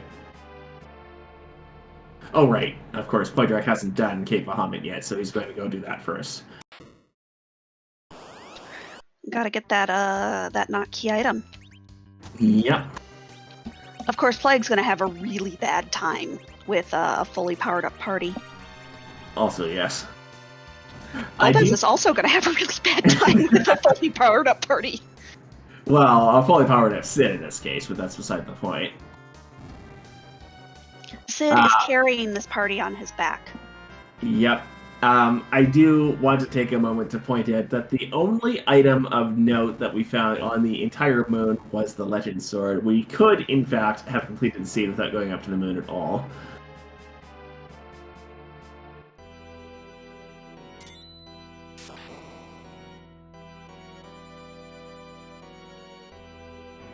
Okay, Poydrak is up against the eyeball. Asuka is fighting the inventory boss to make room for the tower key.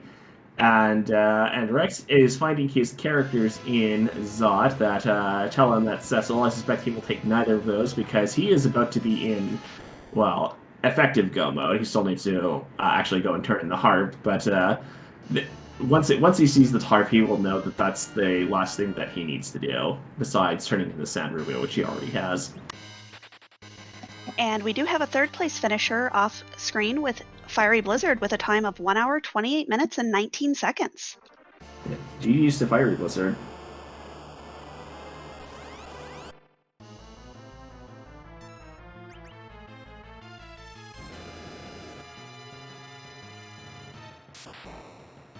Yeah, there's nothing quite like seeing a late game Edge or a late game Sid in some cases.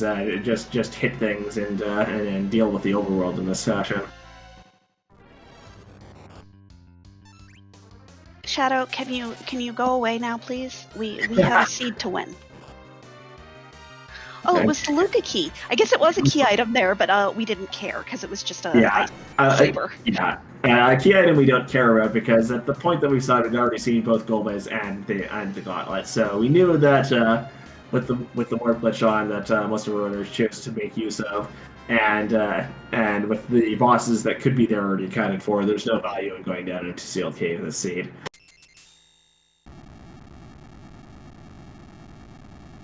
Okay, Asuka is through the Golbez fight. Rex is through the Dark Elf fight. Rex will very shortly be getting the Twin Harp, and will no doubt immediately go to turn that in because that is the last objective that, apart from turning in the Sand Ruby, which he may well do on the way up to Cave Magnes. But Rex has everything he needs to finish the seed at this point.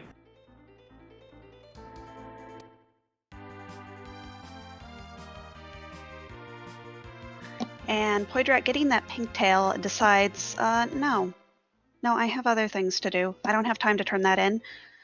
And I suspect Poydrak is either going to head to, looks like heading underground, knows it's that Beigen or that Ordeals, and says, I've committed this long.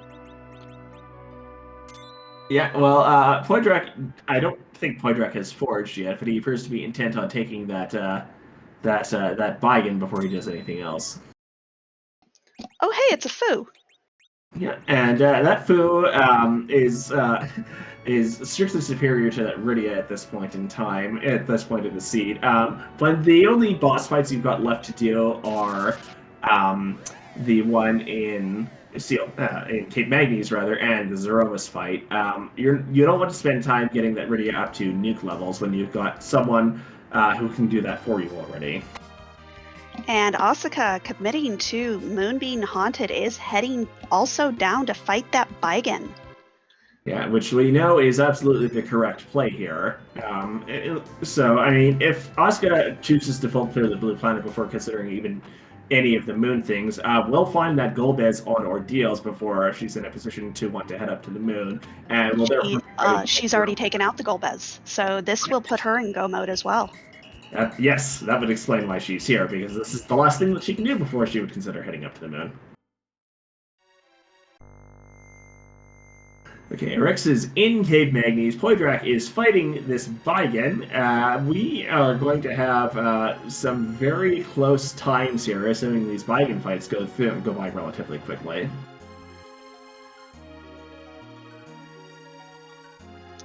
Assuming that Kane has an Avenger, now if he could just hit the body. I mean, we say let Kane hit things. We don't specify which things he needs to be hitting.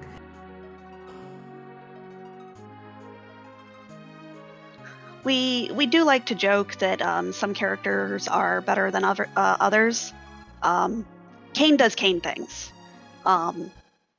A party like this is absolutely valid in taking to Zeromus, especially when you have Bacchus wines. Hopefully our players bought lots of Bacchus wines. I'm excited to see Sid do Sid things. Yes, absolutely. Realistically, in a lot of cases, the only things you really need to get through the Zeromus fight are someone who can hit really hard and someone who can keep that person hitting for the duration of the fight. Anyone else is just a bonus. But speaking of getting through Zeromus fights, we do have a 4th place finisher. Now that's Plumerian Knight, finishing in 4th place with a time of 1 hour, 33 minutes, and 37 seconds. GG's.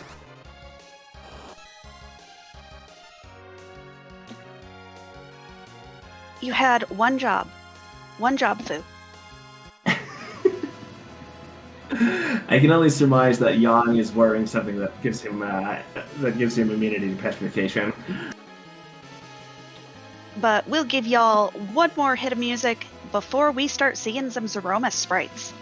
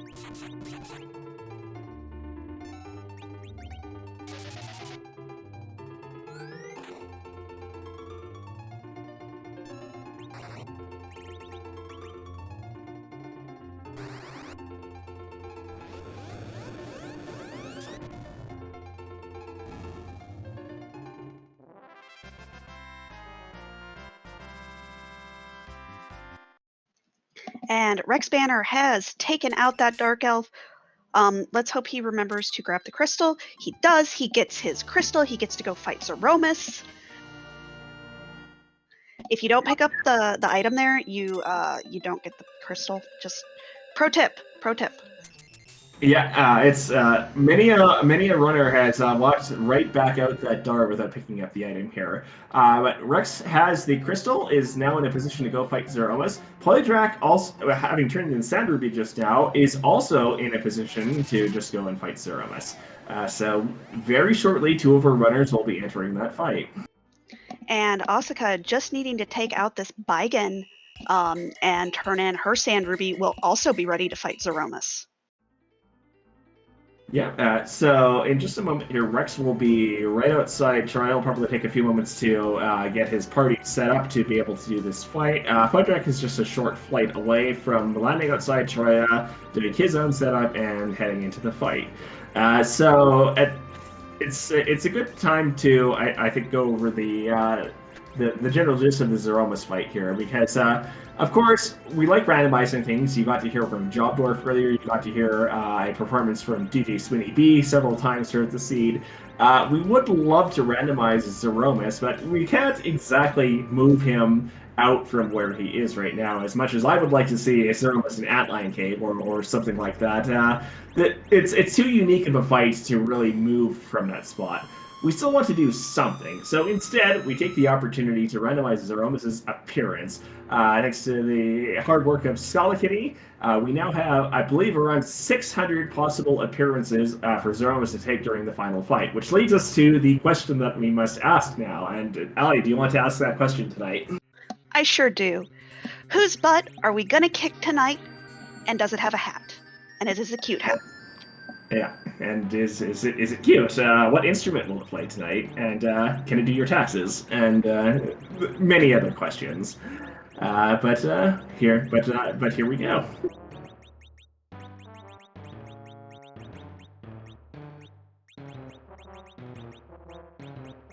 Admittedly, as we get set up for that, Asuka will very shortly be. Poydrak, why? Poydrak, why would you do that? Let Sid do Sid things.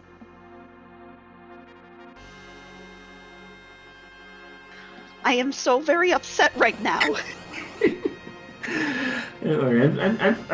He might get it back during the fight. We'll see. He gave it to the fat chocobo. He's not getting it back.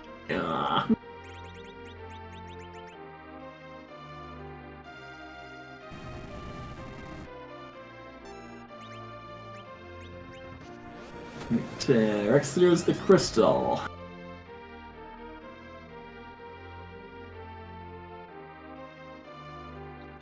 Blarg, arg, gurg. Grr, grr.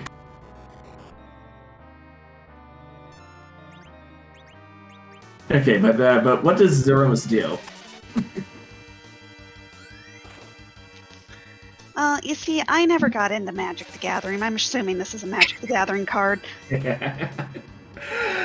any case, there's a variety of different ways that runners can tackle the Zeromus fight. Given the party composition, it's increasingly likely that we are just going to berserk our physical hitters here and let them hit things.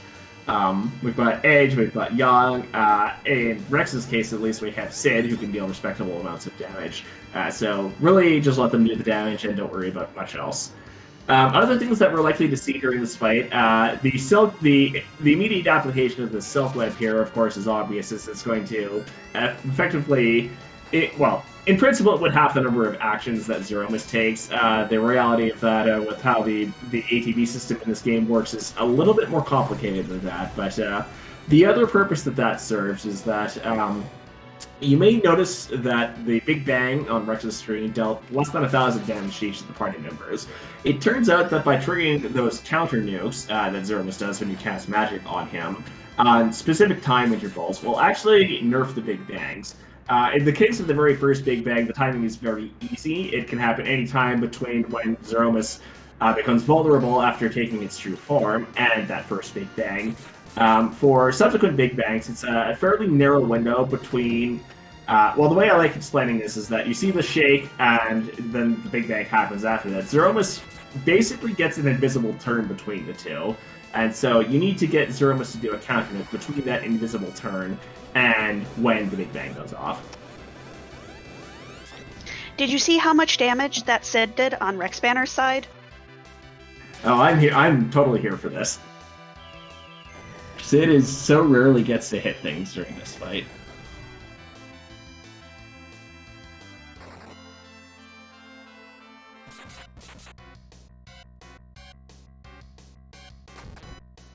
That's a thing of beauty.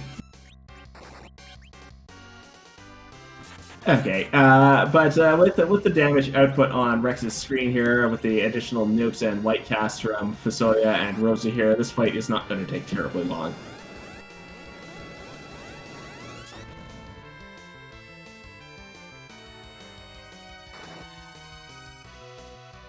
Yep, nice Berserk strats. Silkweb comes out on Poydrak's side.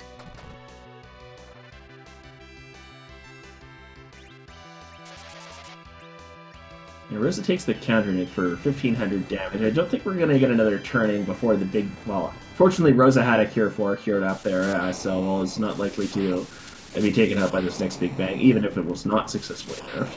But on Rex's screen, that spell name is staying on the screen, and that means that Rex Banner has finished the race in 6th place, with a final time of 1 hour, 41 minutes, and 53 seconds, narrowly behind Lord Goober, who finished in 5th with a time of 1 hour, 40 minutes, and 21 seconds.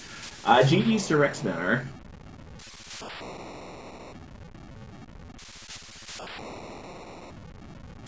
And while we see if we'll get him in for an interview, we do see rocks on Poydrak's side, which means Zeromus is in his death throes.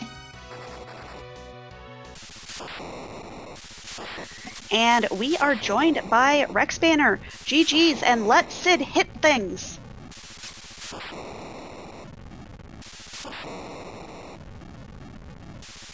Let Sid hit things. We are not getting any sound through your mic right now, Rex.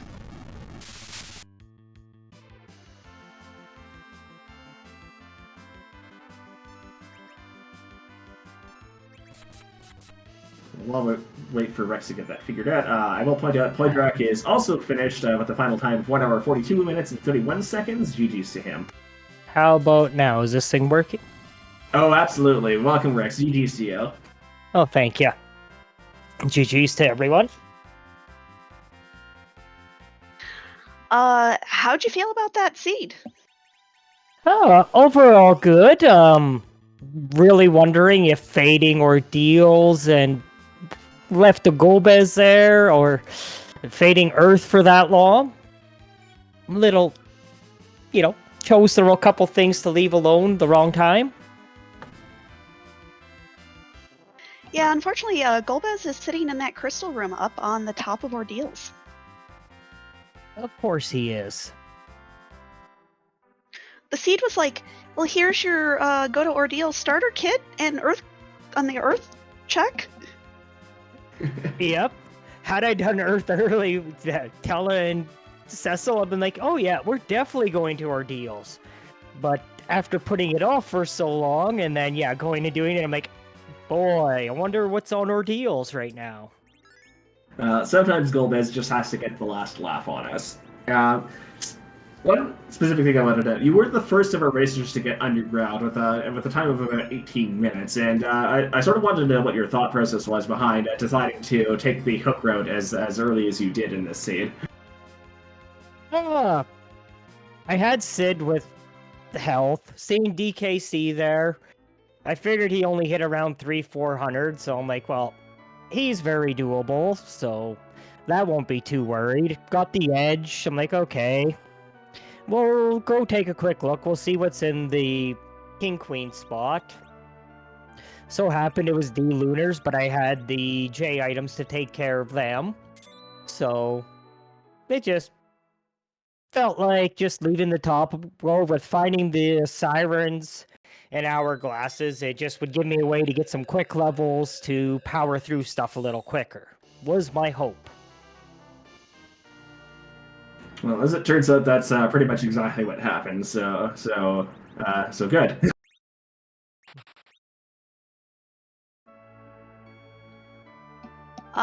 And then just kind of what are your thoughts on the flag set? Are you going to be in the tournament, or what's your plans?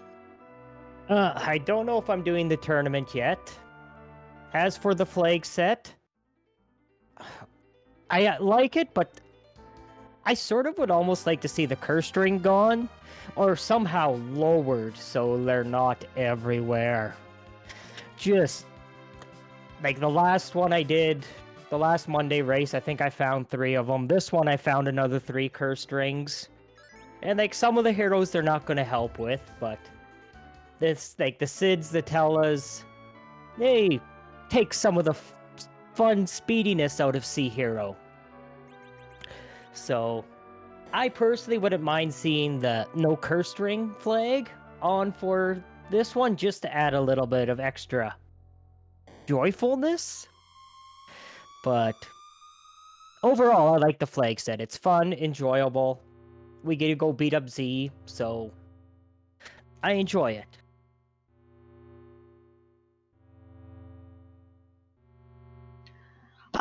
Grunt, do you have any last minute questions? I think I've asked the main thing that I wanted to ask, so not especially. Did you have any last minute thoughts before we let you go for the night? Oh, just to say thank you, Ali and Grunt, for the commentary. Thank you, Hush, for the restreams. Thank you, Soapbox, for pushing the buttons. Thank you to all the other folks on Restream. Thank you to all the folks showing up to watch. Without all that, we couldn't have all this fun. So thank you, everyone. And thanks to all the other racers. GG's to them. And I hope you folks have a good evening. Thank you so much. You have a great night too. Yes, thank you, and good night. Good night, folks.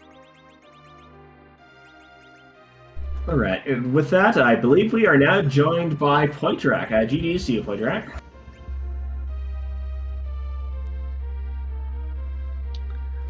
We are not getting any sound through on you, Poidrak.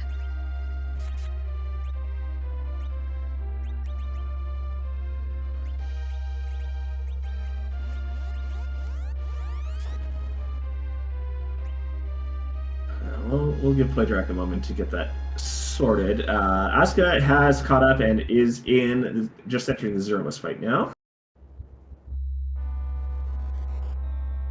And we do see Gurren has finished in 9th place with a time of 1:46.06.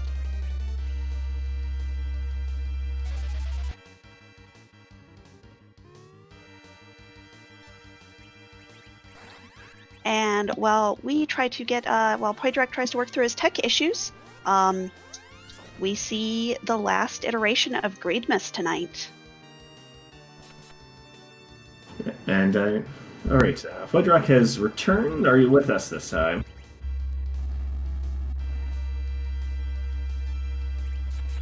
No, we are still not getting anything. I think we're getting something now, actually. At least for a moment.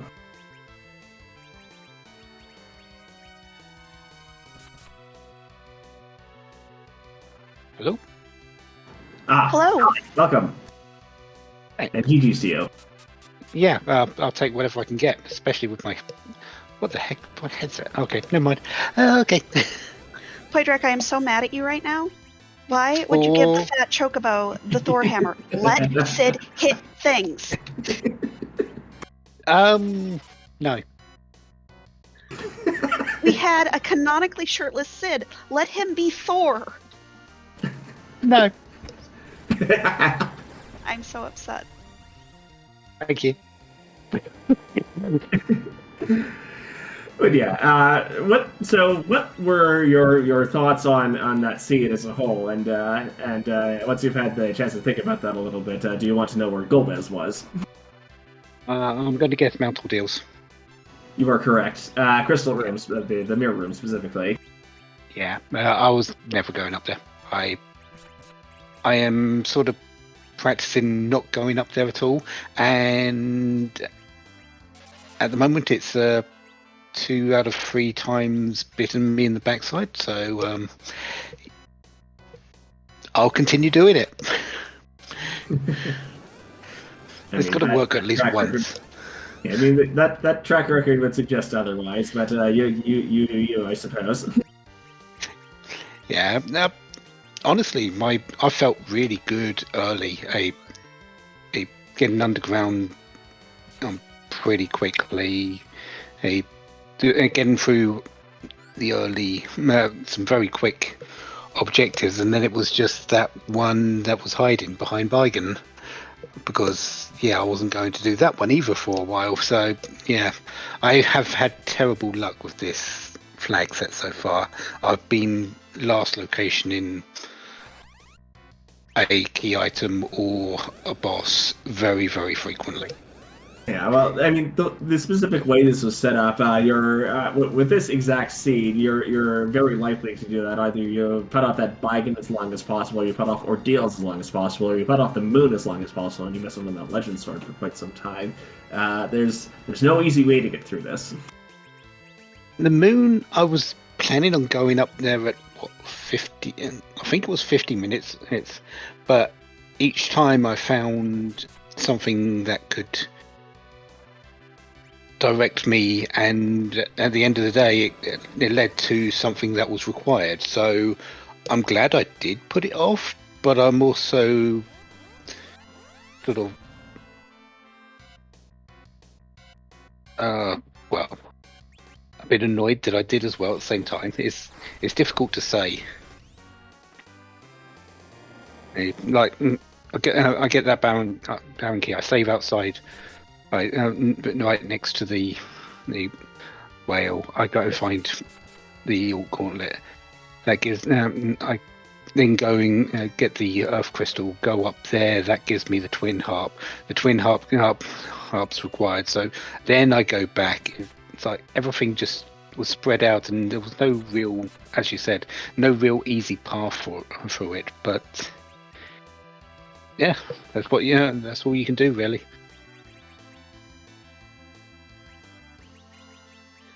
Well, you got through it, and took down that Zeromus.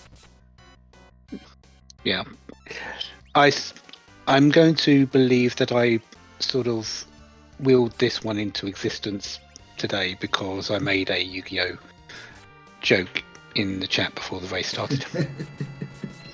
I mean, I willed both that Sand Ruby behind Baigan and that Golbez on top of Ordeals into existence, so that might have been my fault. Yeah, so we can blame Lakshmi for the win. What we're saying. We willed it in together. I mean, that's the best way to do it. But real quick, just kind of what are your thoughts on the flag set itself, the tournament coming up?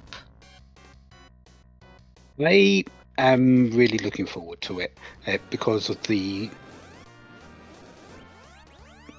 format. Because the flag, I'm a real big believer in the Potion Party flag set. This one not quite as good, but I'm still liking the flag set. And the real big thing I'm looking forward to is the team play. Being able to sort of, because you're not in it for just yourself this time. Each week there's going to be three races of your team running, and if you are one of those runners, you have to be a winner.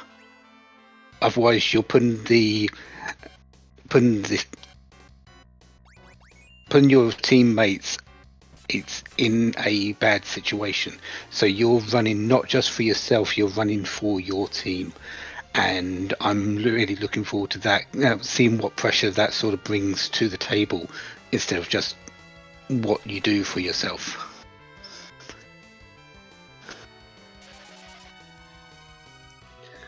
Well, and I'm guessing that you have signed up? Yeah, I have, yes.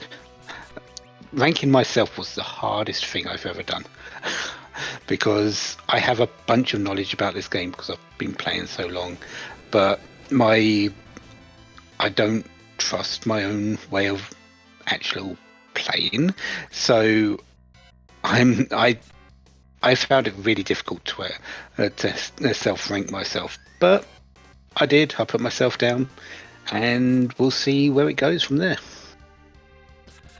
Well, we are very much looking forward to seeing you once the tournament starts.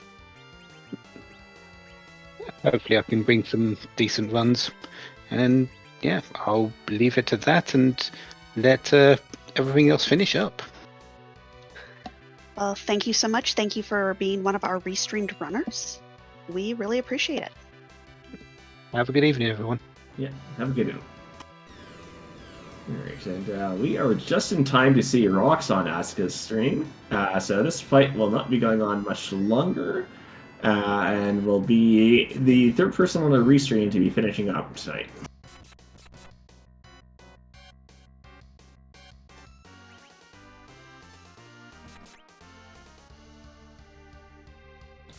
And I believe there's the shake.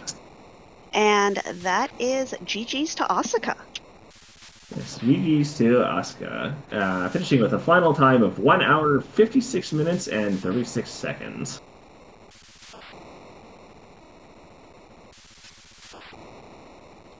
And while we see if we will be getting her in for an interview, just as a reminder, these are flags for our tournament, the Eblin Elixir League. If you are interested and you're thinking, I would like to do this, sign up, join. If you're new to the free enterprise community and you're like, hey, this looks kind of cool, I would like to do this, join our Discord. This is the best community I think that I've ever found on the internet. Everybody is so kind and gracious, and we're just all great friends, and everybody is wonderful, and we are joined by Asuka. GG's to you. Yes, GG's. Howdy. So, Moon was haunted. Moon was haunted and Seed got boring at the end. Well, That'd it's be like great. you look at the people that finished and you see that Baigen, and it's like, okay, y'all went to the moon and you didn't take the obvious Baigen. All right, let's go to Baigen. Oh, yep, there it is. Oh, okay, that's fine. Ugh. As you might have guessed, the only thing of entire value in that entire moon was a legend sword, and you managed to avoid needing to do that. A what? A legend sword, forge being an objective, of course, and you wouldn't Cool. need that, but you managed to avoid needing to do that. I would assume so, because that was literally the only thing left that I could have ever found, not on Earth. Yeah, I think. Where was Legend Sword? Was Legend Sword? It was in the ribbon room. Oh, that's right. It was in the ribbon room. Yeah, it was behind Mega Sisters in the ribbon Correct. room. That's an easy fight with that party. Well, That's and not scary. you went up ordeals. Several of our Okay. runners tonight did not. You know, and that angers me because I did not want to go up ordeals because I'm so sick of seeing Cecil in these seeds, and I saw it at Earth Crystal. I see Tell, and I'm like, oh god, I'm gonna have to go up this ordeals, aren't I? And then sure enough, there's Adamant. There's Cecil. I'm like, or there's Golbez. I'm like, yeah, that's. I gotta get Cecil, don't I? Basically, the gigantic flag saying "Go up ordeals." Honestly, not really. Not until you get that Earth Crystal. And it's just like, oh, now the seed's not fun. Because now here's my Sand Ruby. Here's my food. You'll notice I slowed down at the end as soon as I was like, all right, no, now I need to. Now it's not fun because the seed plays itself. But until then, it was fun. Well, and we did see that that cheeky look under the package. I was really hoping that would have paid out, especially because I loved the little emote that was going around that was burning down. It was being burned down with love. Oh, I had stepped away when I made this. It was the heart thing that Edge does when he sees Rydia. So it's all going around the. I was very amused by this. Yeah, it was one of those again. With the timing of everything, there had to be something cute somewhere, and it was either package. It was package, Baigen, or sealed cave. So I'm like, all right. Everyone complains about checking package, so let's go check package. Nope. Okay, everyone would see that Baigen and go, ew, gross. Let's go check that Baigen. And then yeah, it was Baigen. And then kind of what we've been asking everybody tonight. What are your thoughts on the flags? You can tell I didn't really read them. Because my Sid was down for most of the game. Not realizing that Sid was. I didn't honestly realize or pay attention to the fact that Sid was the hero until I went up ordeals. So, yeah, that was the thing. It's a very traditional flag set, like for what a lot of free enterprise runners are used to playing, and therefore I hate it because I don't like. I like more niche. Have to think outside of the standard meta flag sets. Like Potion Party's a little bit more fun to me because it isn't that traditional get levels, get Cecil, go burr. This one was kind of just let's see what it's like.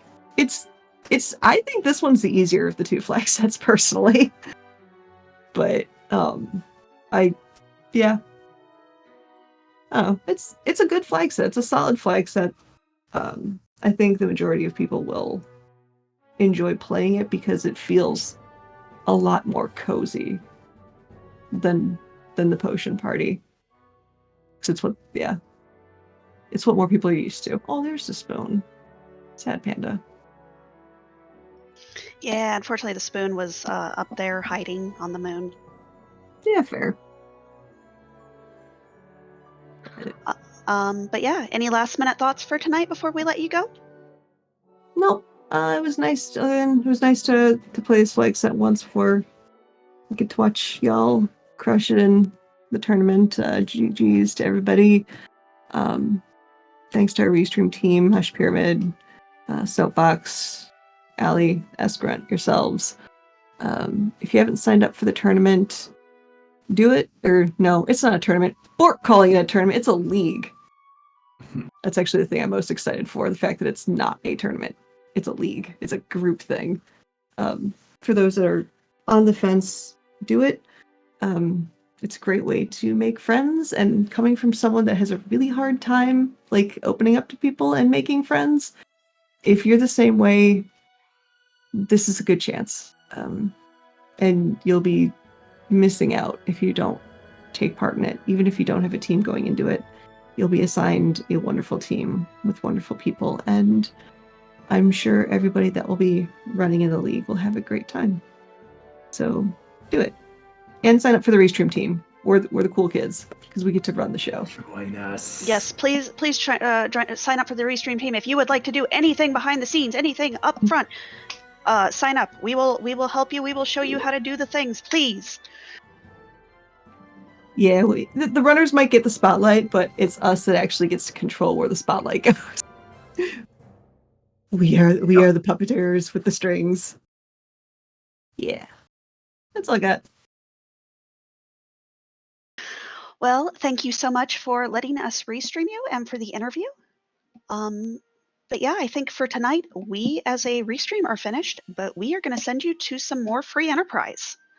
Yes, so of course, we mentioned right at the start of the stream that the upcoming tournament will have 2 flag sets. So if you're interested in the other flag set, as it happens, Tall Grant right now is playing the other flag set known as Potion Party. So that's what we're going to be sending you over to tonight.